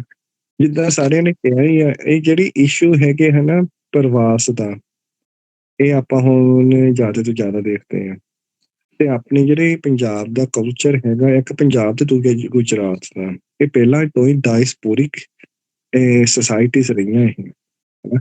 ਕਰਕੇ ਜਦ ਕੈਨੀਆ ਚ ਗਏ ਸੀ, ਉਦੋਂ ਗੋਰੇ ਪੰਜਾਬ ਤੋਂ ਲੈ ਕੇ ਗਏ ਸੀ ਲੋਕਾਂ ਨੂੰ ਹਨਾ। ਤੇ ਦੂਜੇ ਪਾਸੇ ਜਿਹੜੇ ਬਿਹਾਰ ਦੇ ਵੀ ਹੈਗੇ, ਉਹ ਵੀ ਆਪਾਂ ਦੇਖ ਸਕਦੇ ਜਿਹੜੇ ਉਹ ਕੈਰੇਬੀਅਨ ਚ ਲੈ ਕੇ ਗਏ ਸੀਗੇ, ਜਿਹੜੇ ਇੰਡੈਂਚਰਡ ਲੇਬਰ ਸੀਗੇ। ਪਰ ਉਹ ਇੱਕ ਸਨੈਪਸ਼ਾਟ ਸੀ। ਆਮ ਤੌਰ ਤੇ ਜਿਹੜੇ ਪੰਜਾਬੀ ਤੇ ਗੁਜਰਾਤੀ ਆ, always have been diasporic। Problem ਹੁਣ ਇਹ ਹੈ ਕਿ ਹੁਣ ਅਨਕੰਟਰੋਲਡ ਮਾਈਗ੍ਰੇਸ਼ਨ ਹੋ ਰਹੀ ਹੈ ਹਨਾ। ਕੋਈ ਸਿਸਟਮ ਨਹੀਂ ਹੈਗਾ। ਅੱਗੇ ਤਾਂ ਸਿਰਫ ਚਲੋ ਜਿੱਥੇ ਇੰਗਲਿਸ਼ ਲੋਕ ਲੈ ਕੇ ਜਾਂਦੇ ਸੀ ਉੱਥੇ ਜਾਂਦੇ ਸੀ। ਹੁਣ ਜਿੱਥੇ ਮਰਜ਼ੀ ਚੱਲ ਜਾਓ ਤੁਸੀਂ, ਮੈਕਸੀਕੋ ਚੱਲ ਜਾਓ, ਤੁਸੀਂ ਅਫਰੀਕਾ ਚੱਲ ਜਾਓ। So is no control. ਤੇ ਹੁਣ ਰਹਿ ਇੰਡੀਆ ਤੇ ਪਾਕਿਸਤਾਨ ਚ ਕੌਣ ਗਿਆ? ਲੇਡੀਜ਼ ਤੇ ਨਿਆਣੇ। ਆਦਮੀ ਜਦ ਬਾਹਰ ਆਉਂਦੇ ਆ, ਜਦ ਮੁੜ ਕੇ ਜਾਂਦੇ ਆ, ਉਹ ਗੱਲ ਬਣਦੀ ਨਹੀਂ ਹੈਗੀ। ਤੁਸੀਂ ਉਹ ਟੱਚ ਕੀਤਾ। ਤੇ ਤੁਸੀਂ ਦੂਜੇ ਤਰ੍ਹਾਂ ਵੀ ਦੇਖ ਲਓ, ਜੇ ਕੋਈ ਇੱਥੇ ਆਇਆ ਆ, ਇੰਗਲੈਂਡ ਕੋਈ ਆਇਆ ਆ ਹਨਾ, ਤੇ ਕਿੰਨੀ ਸਾਲੀ ਬਾਅਦ ਉਹਨਾਂ ਦੇ ਜਿਹੜੇ ਨਿਆਣੇ ਆ ਹਨਾ, ਉਹ ਵੀ ਉਹਨਾਂ ਨੇ ਜੁਆਇਨ ਕਰ ਲਏ। ਉਹ ਜਿਹੜੇ ਪੇ ਪੁੱਤ ਦੀ ਹਨਾ ਰਿਸ਼ਤਾ ਜਿਹੜਾ ਹੋਣਾ ਚਾਹੀਦਾ, ਉਹ ਬਣਦਾ ਨਹੀਂ। ਇੰਨੀ ਸਾਲੀ ਬਾਅਦ ਪੇਚ ਆਉਂਦਾ ਵੀ ਉਹੀ ਜ਼ੋਰ ਚੱਲੇ ਜਿਹੜਾ ਪਹਿਲਾਂ ਚੱਲਦਾ ਸੀ, ਉਹ ਤਾਂ ਚੱਲਣਾ ਨਹੀਂ ਹੈਗਾ। ਜਿਹੜੇ 2-2 ਸਾਲਾਂ ਦੇ ਨਿਆਣੇ ਤੁਸੀਂ ਪਿੱਛੇ ਛੱਡ ਕੇ ਆਏ, ਉਹ ਤਾਂ ਜਵਾਨ ਹੋ ਗਏ, ਉਹਨਾਂ ਦਾ ਵਿਆਹ ਵੀ ਹੋ ਗਿਆ, ਉਹਨਾਂ ਦੇ ਨਿਆਣੇ ਵੀ ਹੋ ਗਏ, ਹਨਾ। ਸੋ ਇਹ ਆਪਣੀ ਸਿਸਟਮ ਟੁੱਟ ਗਈ ਹੈ ਦੋਨੇ ਪਾਸੇ, ਇੰਡੀਆ 'ਚ ਵੀ ਤੇ ਪਾਕਿਸਤਾਨ 'ਚ ਵੀ। And it goes back to our culture, and I think it goes back to British times. ਕਰਕੇ ਆਪਾਂ ਇੱਥੇ ਵੀ, ਤੁਸੀਂ ਵੀ ਅਮਰੀਕਾ ਦੇਖਦੇ ਹੋਣੇ, ਹਨਾ, ਕੋਈ ਨਹੀਂ ਗੋਰਾ ਜਾਂਦਾ ਹੈਗਾ, ਇੱਥੇ ਗਰੀਬੀ ਹੋਈ ਉਹ ਏਦਾਂ ਕਰਦੇ, ਆਪਾਂ ਇਹਨੂੰ ਕੈਨੇਡਾ ਭੇਜ ਦਿੰਦੇ, ਉੱਥੇ ਜ਼ਿਆਦਾ ਕੰਮ ਆ ਤੇ ਉੱਥੋਂ ਪੈਸੇ ਪਾਈ ਜਾਊਗਾ। Nobody thinks like that. Europe 'ਚ ਨਹੀਂ ਹੈਗਾ, ਇਹ ਸਿਰਫ ਆਪਾਂ ਇੰਡੀਆ ਪਾਕਿਸਤਾਨ ਕਰਕੇ ਗੋਰਿਆਂ ਨੇ ਪਾਇਆ ਆ, ਚਲੋ ਮੈਨੂੰ ਭੇਜ ਦਿੰਦੇ ਆ। ਇਹਨਾਂ ਨੂੰ ਵੀ ਆਪਾਂ ਕਹਿ ਸਕਦੇ ਹੈਗੇ, ਪਰ ਆਪਣੇ ਕਲਚਰ ਕੋਈ ਸਿਸਟਮ 2-3 ਸੈਂਚੁਰੀਜ਼ ਤੋਂ ਹੋ ਗਿਆ, ਐਂਡ ਇਟਸ ਐਕਸੈਪਟੇਬਲ। ਕਿੰਨੇ ਜਹਾਜ਼ ਭਰ ਜਾਂਦੇ ਇੰਡੀਆ ਤੋਂ, ਜਾਂ ਤੁਸੀਂ ਦੁਬਈ ਨੂੰ ਜਾਂਦੇ ਆ, 6-6 ਮਹੀਨੇ ਮੁੰਡੇ ਉੱਥੇ ਰਹਿ ਕੇ ਆਉਂਦੇ ਆ, ਫੇਰ ਘਰ ਨੂੰ ਆਉਂਦੇ ਆ। ਕਿੰਨੇ ਮੁੰਡੇ ਇਟਲੀ ਆਏ ਹੋ ਆ, ਜਾਂਦੇ ਨਿਆਣੇ ਹੋ ਜਾਂਦੇ, ਉਹਨਾਂ ਦੇ 30-35 ਸਾਲ ਤੇ ਏਦਾਂ ਲੰਘ ਗਏ, 20 ਸਾਲਾਂ ਦੇ ਵਿਆਹ ਹੋਏ, 50 ਦੇ ਹੋ ਗਏ।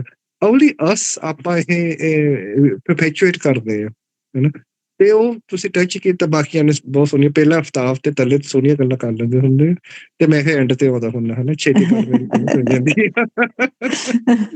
ਆਜ ਬਹੁਤ ਵਧੀਆ ਕਹਾਣੀ ਲਿਖੀ, ਹਨਾ। ਤੇ ਗੱਲਾਂ ਜਿਹੜੇ ਤੁਸੀਂ ਇਸ਼ੂਜ਼ ਜਿਹੜੇ ਟੱਚ ਕੀਤੇ, ਹਨਾ, ਉਹ ਹਰ ਵੇਲੇ ਰੈਲੇਵੈਂਟ ਹੁੰਦੇ, ਕੰਟੈਂਪਰੇਰੀ ਹੁੰਦੇ, ਤੇ ਗੱਲਾਂ ਤੇ ਭਾਵੇਂ ਘੰਟਾ ਹੋਰ ਕਰ ਲਈਏ ਆਪਾਂ।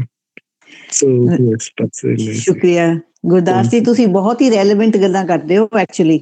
ਆਈ ਮੀਨ ਆਈ ਆਲਵੇਜ਼, ਤੁਸੀਂ ਦੱਸੋਗੇ, ਤੁਸੀਂ ਦੋਨੋਂ ਮਤਲਬ ਕਿ ਦੋਨੋਂ ਪਾਸਿਆਂ ਦੀ ਵਿਊ ਨਹੀਂ, I very relevant, thank you. ਤੁਹਾਡਾ ਜਿਹੜਾ ਹੁੰਦਾ view point is very very look forward to. Thank you. Lezia ji, ਤੁਸੀਂ ਕੁਝ ਕਹੋਗੇ ਜੀ? ਹਾਂਜੀ ਮੈਮ, ਮੈਂ ਥੋੜੀ ਜਿਹੀ ਗੱਲ ਕਰਾਂਗੀ ਇਸ ਤੇ। ਜ਼ਰੂਰ, ਪਲੀਜ਼। ਜੀ। ਸਭ ਤੋਂ ਪਹਿਲਾਂ ਤਾਂ ਮੈਮ ਨੂੰ ਬਹੁਤ-ਬਹੁਤ ਮੁਬਾਰਕਾਂ ਬੁੱਕ ਦੇ ਲਈ। ਔਰ ਇਹਦੇ ਵਿੱਚ ਇਹ ਹੈ ਕਿ ਜਿਹੜੀ ਦੋਵੇਂ ਹੀ ਕਹਾਣੀਆਂ ਨੇ, ਉਹਨਾਂ ਦੇ ਵਿੱਚ ਇੱਕ ਜਿਹੜੀ ਕਾਮਨ ਚੀਜ਼ ਮੈਨੂੰ ਨਜ਼ਰ ਆਈ ਹੈ, ਉਹ ਇਹ ਸੀ ਕਿ ਉਹਨਾਂ ਨੇ ਪੂਰੀ ਨਾ ਆਪਣੀ ਜਿਹੜੀ ਵੋਕੈਬਲਰੀ ਯੂਜ਼ ਕਰੀ ਹੈ, ਜਿਹੜੇ ਉਹਨਾਂ ਨੇ ਸ਼ਬਦ ਚੁਣੇ ਨੇ, ਉਹ ਸ਼ਬਦਾਂ ਦੇ ਬਿਲਕੁਲ ਸਾਡੇ ਸਾਹਮਣੇ ਨਾ ਇੱਕ ਪੂਰੇ ਚਿੱਤਰ ਪੇਸ਼ ਹੋ ਰਹੇ ਨੇ, ਕਿ ਉਹ ਸਾਨੂੰ ਇਸ ਤਰ੍ਹਾਂ ਨਹੀਂ ਲੱਗਦਾ ਕਿ ਅਸੀਂ ਕਹਾਣੀ ਸੁਣ ਰਹੇ ਹਾਂ, ਸਾਨੂੰ ਇਸ ਤਰ੍ਹਾਂ ਲੱਗਦਾ ਕਿ ਨਾਲ ਨਾਲ ਅਸੀਂ ਕਹਾਣੀ ਦੇਖ ਰਹੇ ਹਾਂ। ਉਹ ਜਿਹੜੀ ਉਹਨਾਂ ਦੀ ਰਾਈਟਿੰਗ ਸਕਿੱਲ ਹੈਗੀ ਆ, ਪਹਿਲਾਂ ਤਾਂ ਉਹ ਬਹੁਤ ਅੱਛੀ ਹੈਗੀ ਆ। ਦੂਸਰਾ ਜਿਹੜਾ ਕੰਟੈਂਟ ਹੈਗਾ, ਜਿਹੜੀ ਪਹਿਲੀ ਕਹਾਣੀ ਹੈ, ਇਹ ਕੋਈ ਕਹਾਣੀ ਨਹੀਂ, ਉਹ ਬੇਸ਼ੱਕ ਉਹਨਾਂ ਨੇ ਇੱਕ ਮਦਰ ਔਰ ਇੱਕ ਡਾਟਰ ਦੀ ਫਾਰਮ ਦੇ ਵਿੱਚ ਜਿਹੜਾ ਉਹਨਾਂ ਨੇ ਇੱਕ ਨੈਰੇਟਿਵ ਸਿਰਜਿਆ ਹੈਗਾ।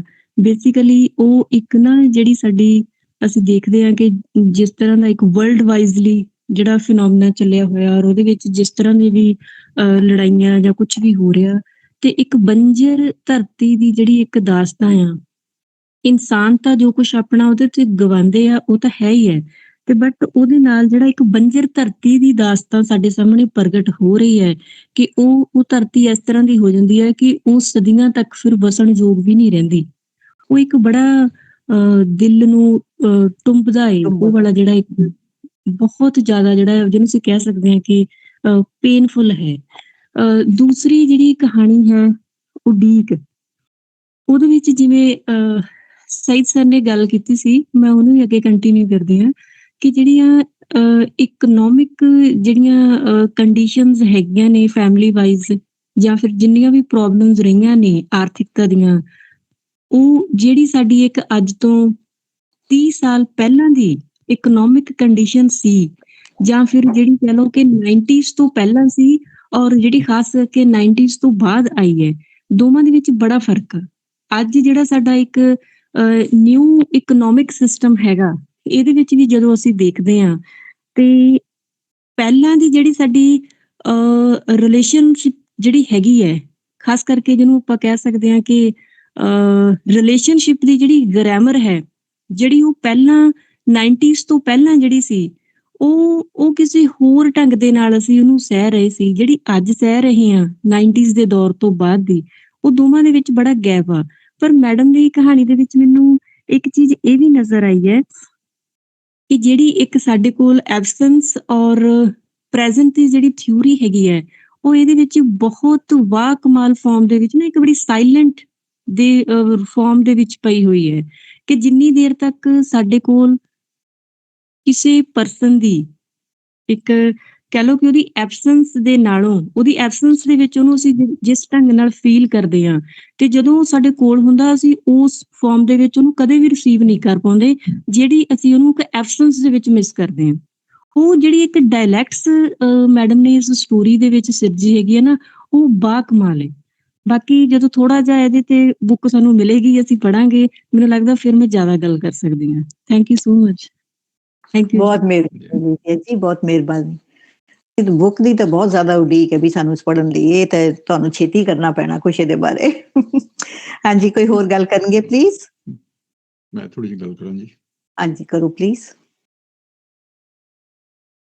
ਅੱਛਾ, ਮੈਂ ਪਹਿਲੀ ਕਹਾਣੀ ਬਾਰੇ ਗੱਲ ਕਰਾਂਗਾ, ਕਿਉਂਕਿ ਡਾਕਟਰ ਲਖਵੀਰ ਹੋਰਾਂ ਨੇ ਪੜ੍ਹੀ ਆ, ਅਸੀਂ ਸੁਣੀ ਆ, ਔਰ ਮੈਂ ਟੈਲ ਯੂ ਫਰੈਂਕਲੀ ਕਿ ਇਹ ਵਾਕਈ ਕੋਈ ਕਹਾਣੀ ਨਹੀਂ, ਇਹ ਤਾਂ ਹਕੀਕਤ ਵਾਪਰ ਰਹੀ ਹੈ ਇਸ ਵੇਲੇ।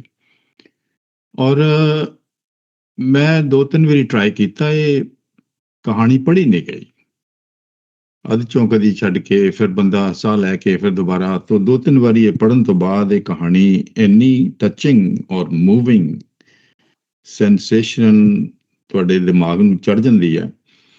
ਸੋ ਇਹ ਵਾਕਈ ਕਿ ਹਰ ਪਾਸੇ ਹਨੇਰਾ ਛਾਇਆ ਪਿਆ, ਬੇਇਨਸਾਫੀਆਂ, ਇਨਜਸਟਿਸ, ਪਰ ਵੱਡੀ ਗੱਲ ਹੈ ਕਿ ਇੱਕ ਮਾਂ ਦੀ ਆਵਾਜ਼ ਤੋਂ, ਇੱਕ ਔਰਤ ਜਾਂ ਸੁਆਣੀ ਦੇ ਸੋਚ ਤੋਂ ਜਿਹੜੀ ਦੱਸੀ ਜਾ ਰਹੀ ਆ, ਉਹਦਾ ਹੋਰ ਵੀ ਦਿਲ ਨੂੰ ਮਤਲਬ ਕਿ ਝੰਜੋੜਨ ਵਾਲੀ ਗੱਲ ਹੈ। ਛੋਟੇ ਬੱਚਾ ਤੇ ਮਾਂ ਤੁਰੇ ਜਾਂਦੇ ਨੇ, ਔਰ ਇਹਨਾਂ ਨੇ ਬੜੀ ਬੁਲੰਦ ਆਵਾਜ਼ ਦੇ ਵਿੱਚ, ਬੜੀ ਡੇਰਿੰਗ ਆਵਾਜ਼ ਦੇ ਵਿੱਚ ਇਹ ਚੀਜ਼ ਕਹਿਣ ਦੀ ਕੋਸ਼ਿਸ਼ ਕੀਤੀ ਆ, ਔਰ ਐਂ ਲੱਗਦਾ ਕਿ ਇਹਨਾਂ ਦੀ ਆਵਾਜ਼ ਦੀ ਜਿਹੜੀ ਸਭ ਪਾਸੇ ਦੁਨੀਆ ਦੇ ਵਿੱਚ ਉਹੀ ਗੂੰਜ ਰਹੀ ਹੈ ਲੋਕਾਂ ਦੇ ਦਿਲਾਂ ਦੇ ਵਿੱਚ।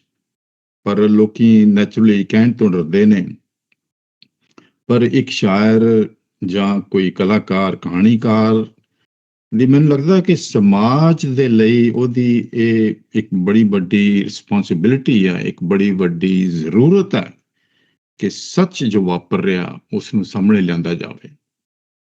ਔਰ ਮੈਨੂੰ ਇੱਥੇ ਆਪਣੇ ਸੁਰਜੀਤ ਪਾਤਰ ਹੋਣਾ ਦੀ ਉਹ ਕਵਿਤਾ ਦੀਆਂ ਕੁਝ ਲਾਈਨਾਂ ਯਾਦ ਆ ਰਹੀਆਂ ਨੇ ਕਿ ਔਰ ਜੋ ਕੁਝ ਵੀ ਹੋ ਰਿਹਾ, ਮੈਨੂੰ ਲੱਗਦਾ ਕਿ ਇਸ ਸਮੇਂ ਦੇ ਉੱਤੇ ਉਹਨਾਂ ਨੇ ਠੀਕ ਲਿਖਿਆ ਕਿ ਕੀ ਇਹ ਇਨਸਾਫ ਹਉਮੈ ਦੇ ਪੁੱਤ ਕਰਨਗੇ, ਹਉਮੈ ਦੇ ਪੁੱਤ ਨੇ ਜਿਹੜੇ, ਕੀ ਇਹ ਇਨਸਾਫ ਹਉਮੈ ਦੇ ਪੁੱਤ ਕਰਨਗੇ, ਕੀ ਇਹ ਖਾਮੋਸ਼ ਪੱਥਰ ਦੇ ਬੁੱਤ ਕਰਨਗੇ। ਰਿਲੀਜਨਸ ਦੀਆਂ ਗੱਲਾਂ ਹੋ ਰਹੀਆਂ ਨੇ।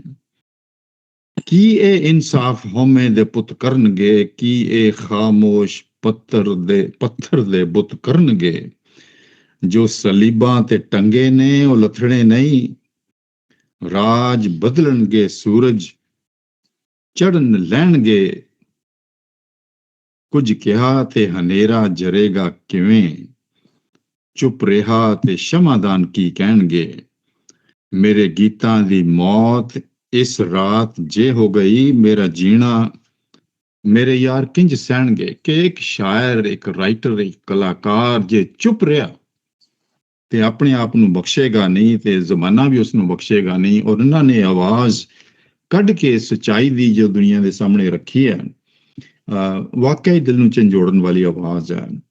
ਔਰ ਮੈਂ ਇੱਕ ਹੋਰ ਵੀ ਦੇਖ ਰਿਹਾ ਸੀ ਕਿ ਅੱਜ ਕੱਲ੍ਹ ਟੈਕਨੋਲੋਜੀ ਦੇ ਹਿਸਾਬ ਦੇ ਨਾਲ ਪਿੱਛੇ ਰਹਿ ਕੇ ਜੋ ਡਿਸੀਜਨ ਤੇ ਫੈਸਲੇ ਕਰਨ ਵਾਲੇ ਲੋਕ ਨੇ, ਰਾਜ ਕਰਨ ਵਾਲੇ, ਤੇ ਲੋਕਾਂ ਨੂੰ ਤੇ ਗਰੀਬਾਂ ਨੂੰ ਤੇ ਜਵਾਨਾਂ ਨੂੰ, ਮੁੰਡਿਆਂ ਨੂੰ ਅੱਗੇ ਲੜਾਈਆਂ ਦੇ ਵਿੱਚ ਝੁਕ ਦਿੰਦੇ ਨੇ, ਇਹਦੇ ਨਾਲ ਟੈਕਨੋਲੋਜੀ ਦੇ ਨਾਲ ਉਹ ਜ਼ਮਾਨਾ ਬਦਲਦਾ ਵੀ ਜਾ ਰਿਹਾ। ਉਹ ਤੁਸੀਂ ਹੁਣ ਆਪਣੇ ਮਹਿਲਾਂ ਦੇ ਵਿੱਚੋਂ ਹੀ ਨਹੀਂ ਹੁਕਮ ਦੇ ਸਕਦੇ ਕਿ ਜਾਓ ਜੀ ਇੰਨੇ ਬੰਦੇ ਜਾਓ ਤੇ ਲੜੋ ਤੇ ਮਰੋ ਤੇ ਆਪਸ ਦੇ ਵਿੱਚ ਰੋ। ਹੁਣ ਉਹਨਾਂ ਦੇ ਉੱਤੇ ਵੀ ਟੈਕਨੋਲੋਜੀ ਨੇ ਉਹਨਾਂ ਤੇ ਇੱਕ ਕਿਸਮ ਦਾ ਡਿਸੀਜਨ ਦਿੱਤਾ ਕਿ ਤੁਸੀਂ ਵੀ ਉਹਦੇ ਰਿਸਪੌਂਸਿਬਲ ਹੋ। ਹੁਣ ਜਿਹੜੇ ਉੱਪਰੋਂ ਬੰਬ ਡਿੱਗਦੇ ਨੇ, ਹੁਣ ਤੁਹਾਡੇ ਵੀ ਦਰਵਾਜ਼ੇ ਦੇ ਅੰਦਰ ਖੜੇ ਆ ਕੇ ਕੋਈ ਖੜਕਾ ਸਕਦਾ ਕਿ ਤੁਸੀਂ ਇਹ ਹੁਕਮ ਕੀਤਾ ਸੀ, ਹੁਣ ਤੁਹਾਡੀ ਵੀ ਵਾਰੀ ਆ ਗਈ ਹੈ। ਟੈਕਨੋਲੋਜੀ ਇਸ ਲੈਵਲ ਤੇ ਪਹੁੰਚ ਗਈ ਆ ਕਿ ਹੁਣ ਆਮ ਗਰੀਬਾਂ ਤੇ ਲੜਾਈ 'ਚ ਮਰਨ ਵਾਲੇ ਬੰਦਿਆਂ ਤੋਂ ਛੱਡ ਕੇ ਡਿਸੀਜਨ ਕਰਨ ਵਾਲੇ ਬੰਦਿਆਂ ਦੀ ਅਕਾਊਂਟੇਬਿਲਿਟੀ ਦੀ ਵੀ ਗੱਲ ਹੁਣ ਸ਼ੁਰੂ ਹੋ ਗਈ ਆ। ਮੇਰਾ ਖਿਆਲ ਹੈ ਸ਼ਾਇਦ ਇਹ ਟੈਕਨੋਲੋਜੀ ਲੋਕਾਂ ਨੂੰ ਬਰਾਬਰ ਕਰ ਰਹੀ ਆ, ਬੇਇਨਸਾਫੀਆਂ ਨੂੰ ਥੋੜਾ ਜਿਹਾ ਨੰਗੀਆਂ ਵੀ ਕਰ ਰਹੀ ਆ ਔਰ ਅਕਾਊਂਟੇਬਿਲਿਟੀ ਵੀ ਲਿਆਏਗੀ। ਸੋ ਮੈਂ ਇਸ ਤਰ੍ਹਾਂ ਥੋੜਾ ਜਿਹਾ ਸੋਚ ਰਿਹਾ ਸੀ, ਪਰ ਬਹੁਤ ਵਧੀਆ ਟੱਚਿੰਗ ਕਹਾਣੀ ਹੈ, ਬੜੀ ਮੁਸ਼ਕਿਲ ਨਾਲ ਪੜ੍ਹੀ ਆ, ਫਿਰ ਦੁਬਾਰਾ ਪੜ੍ਹਾਂਗੇ ਜਦੋਂ ਇਹ ਗੁਰਮੁਖੀ 'ਚ ਆਏਗੀ। ਪਰ ਡਾਕਟਰ ਲਖਵੀਰ ਉਹਨਾਂ ਨੇ ਬੋਲਿਆ, ਬੜਾ ਸੋਹਣਾ ਬੋਲ ਕੇ ਸਾਨੂੰ ਸੁਣਾਇਆ। ਮੈਂ ਸਿਰਫ ਇੰਨਾ ਹੀ ਕਹਿਣਾ ਚਾਹੁੰਦਾ ਸੀ। ਸ਼ੁਕਰੀਆ ਅਮਰ ਜੀ। ਵਾਕਈ ਜਦ ਅਸੀਂ ਪਹਿਲੀ ਵਾਰ ਦੋਨੋਂ ਇਕੱਠੇ ਬੈਠ ਕੇ ਇੱਥੇ ਕਹਾਣੀ ਸੁਣ ਰਹੇ ਸੀ, ਅਸੀਂ ਕਈ ਦੇਰ ਤੱਕ ਚੁੱਪਚਾਪ ਬੈਠੇ ਰਹੇ ਕਿ ਮਤਲਬ ਕਿ ਇਟ ਜਸਟ ਸ਼ੁਕ ਅਸ, ਸਾਨੂੰ ਝੰਜੋੜ ਕੇ ਰੱਖ ਦਿੱਤਾ ਇਸ ਕਹਾਣੀ ਨੇ। ਮੈਨੂੰ ਹਾਲੇ ਵੀ ਅੱਖਾਂ 'ਚ ਅਥਰੂ ਆ ਜਾਂਦੇ ਨੇ ਜਦ ਮੈਂ ਇਸ ਕਹਾਣੀ ਦੀ ਗੱਲ ਕਰਦੀ ਹਾਂ ਜਾਂ ਇਹਦੇ ਬਾਰੇ ਸੋਚਦੀ ਹਾਂ। ਬਹੁਤ ਹੀ ਸ਼ੁਕਰੀਆ ਸਮੀਨਾ ਜੀ, ਤੁਸੀਂ ਕਮਾਲ ਹੀ ਕੀਤੀ ਹੈ। ਐਸੇ ਦਿਲਾਂ ਤੱਕ ਪਹੁੰਚੇ ਹੋ, ਤੁਸੀਂ ਸਾਨੂੰ ਝੰਜੋੜ ਕੇ ਰੱਖ ਦਿੱਤਾ। ਤੁਹਾਡੀ ਹਿੰਮਤ ਦੀ ਦਾਤ ਦਿੰਦੇ, ਜੀਂਦੇ ਬਸਦੇ ਰਹੋ। ਇਸੇ ਤਰ੍ਹਾਂ ਤੁਹਾਡੀ ਕਲਮ ਵਿੱਚ ਹਿੰਮਤ ਆਉਂਦੀ ਰਹੇ, ਤੁਸੀਂ ਸੱਚਾਈ ਨੂੰ ਇਸੇ ਤਰ੍ਹਾਂ ਲਿਖਦੇ ਰਹੋ। ਸੌਰੀ। ਬਹੁਤ ਸ਼ੁਕਰੀਆ, ਬਹੁਤ ਸ਼ੁਕਰੀਆ। ਹਾਂਜੀ, ਹੁਣ ਕੋਈ ਹੋਰ ਬੋਲਣਗੇ ਜੀ? ਇੱਥੇ ਸ਼ਾਇਦ ਕੀ ਹੋਰ ਹੈਗੇ ਨੇ ਸਾਡੇ ਸਾਥੀ, ਕੋਈ ਆਏ ਨੇ। ਹਾਂਜੀ ਰਾਜਪ੍ਰੀਤ ਜੀ, ਤੁਸੀਂ ਕੁਝ ਕਹੋਗੇ ਜੀ? ਹਾਂਜੀ ਮੈਮ, ਸਤਿ ਸ਼੍ਰੀ ਅਕਾਲ ਜੀ ਸਾਰਿਆਂ ਨੂੰ। ਸਤਿ ਸ਼੍ਰੀ ਅਕਾਲ ਰਾਜੇ, ਸਤਿ ਸ਼੍ਰੀ ਅਕਾਲ। ਹਾਂਜੀ, ਸਭ ਤੋਂ ਪਹਿਲਾਂ ਸਮੀਨਾ ਆਸਮਾ ਜੀ ਨੂੰ ਬਹੁਤ ਬਹੁਤ ਮੁਬਾਰਕ ਕਿ ਉਹਨਾਂ ਨੇ ਛੋਟੇ ਆਕਾਰ ਦੀਆਂ ਵੱਡੀਆਂ ਕਹਾਣੀਆਂ ਲਿਖੀਆਂ ਨੇ। ਪਹਿਲੀ ਕਹਾਣੀ ਬਾਰੇ ਹੀ ਥੋੜੀ ਜਿਹੀ ਗੱਲ ਕਰਾਂਗੀ। ਬਹੁਤ ਛੋਟੀ ਕਹਾਣੀ ਹੈ, ਪਰ ਇਹ ਵਿਸ਼ਵ ਦੇ ਪੂਰੇ ਕੈਨਵਸ ਦੇ ਉੱਪਰ ਪਸਰੀ ਹੋਈ ਹੈ। ਉਹ ਮਾਵਾਂ ਧੀਆਂ ਤੁਰੀਆਂ ਜਾ ਰਹੀਆਂ ਨੇ, ਜਿੱਥੇ ਚਾਰੇ ਪਾਸੇ ਉਜਾੜਾ ਹੈ, ਸਾਰਾ ਕੁਝ ਖਤਮ ਹੋ ਰਿਹਾ ਹੈ, ਤਹਿਸ਼ ਨਹਿਸ਼ ਹੋ ਰਿਹਾ ਹੈ।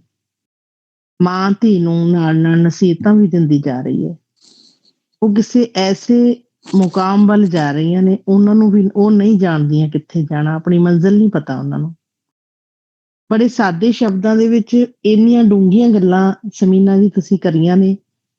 ਇਹ ਇੱਕ ਵਿਅੰਗ ਵੀ ਆ ਸਾਡੇ ਹੁਕਮਰਾਨਾਂ ਦੇ ਉੱਪਰ, ਉਹ ਕਿਸ ਤਰ੍ਹਾਂ ਬੱਚਿਆਂ ਦਾ ਬਚਪਨ ਖੋ ਰਹੇ ਨੇ, ਔਰਤਾਂ ਦੀਆਂ ਅਸਮਤਾਂ ਖੋ ਰਹੇ ਨੇ।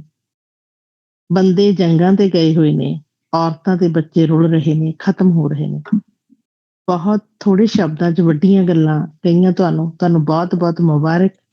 ਤੇ ਅਸੀਂ ਉਡੀਕ ਕਰਦੇ ਹਾਂ ਕਿ ਇਹ ਛੇਤੀ ਤੋਂ ਛੇਤੀ ਤੁਹਾਡੀ ਕਿਤਾਬ ਗੁਰਮੁਖੀ 'ਚ ਆਵੇ ਤੇ ਅਸੀਂ ਇਸ ਨੂੰ ਪੜ੍ਹੀਏ। ਸ਼ੁਕਰੀਆ ਮੈਮ। ਬਹੁਤ ਸ਼ੁਕਰੀਆ। ਬਹੁਤ ਸ਼ੁਕਰੀਆ ਜੀ। ਹਾਂਜੀ, ਕੋਈ ਹੋਰ ਹੈਗੇ ਨੇ? ਮੈਂ ਵੀ ਹਾਂਜੀ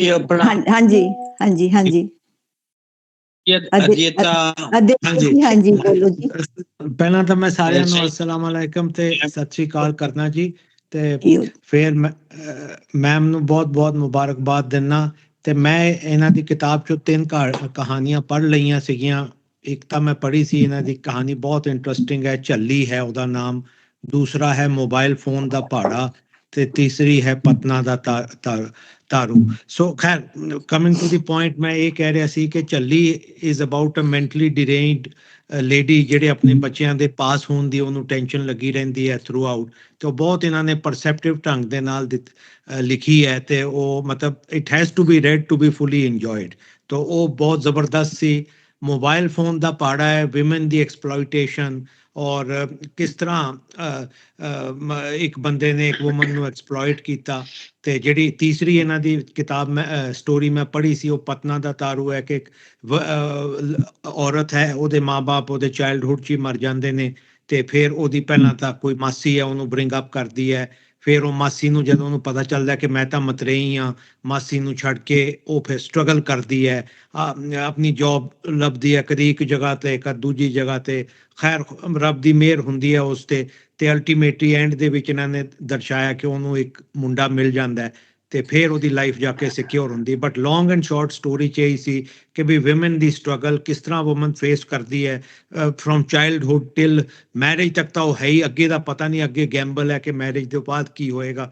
ਲੇਕਿਨ ਉਹ ਵੀ ਮੈਂ ਬਹੁਤ ਇੰਜੋਏ ਕੀਤੀ, ਤੇ ਮੈਂ ਇਹਨਾਂ ਨੂੰ ਬਸ ਮੁਬਾਰਕਬਾਦ ਹੀ ਦੇਣਾ ਚਾਹੁੰਦਾ ਮੈਮ ਨੂੰ ਕਿ ਬਹੁਤ ਹੀ ਇੰਟਰਸਟਿੰਗ ਹੈ, ਤੇ ਬਾਕੀ ਕਹਾਣੀਆਂ ਵੀ ਮੈਂ ਪੜਾਂਗਾ।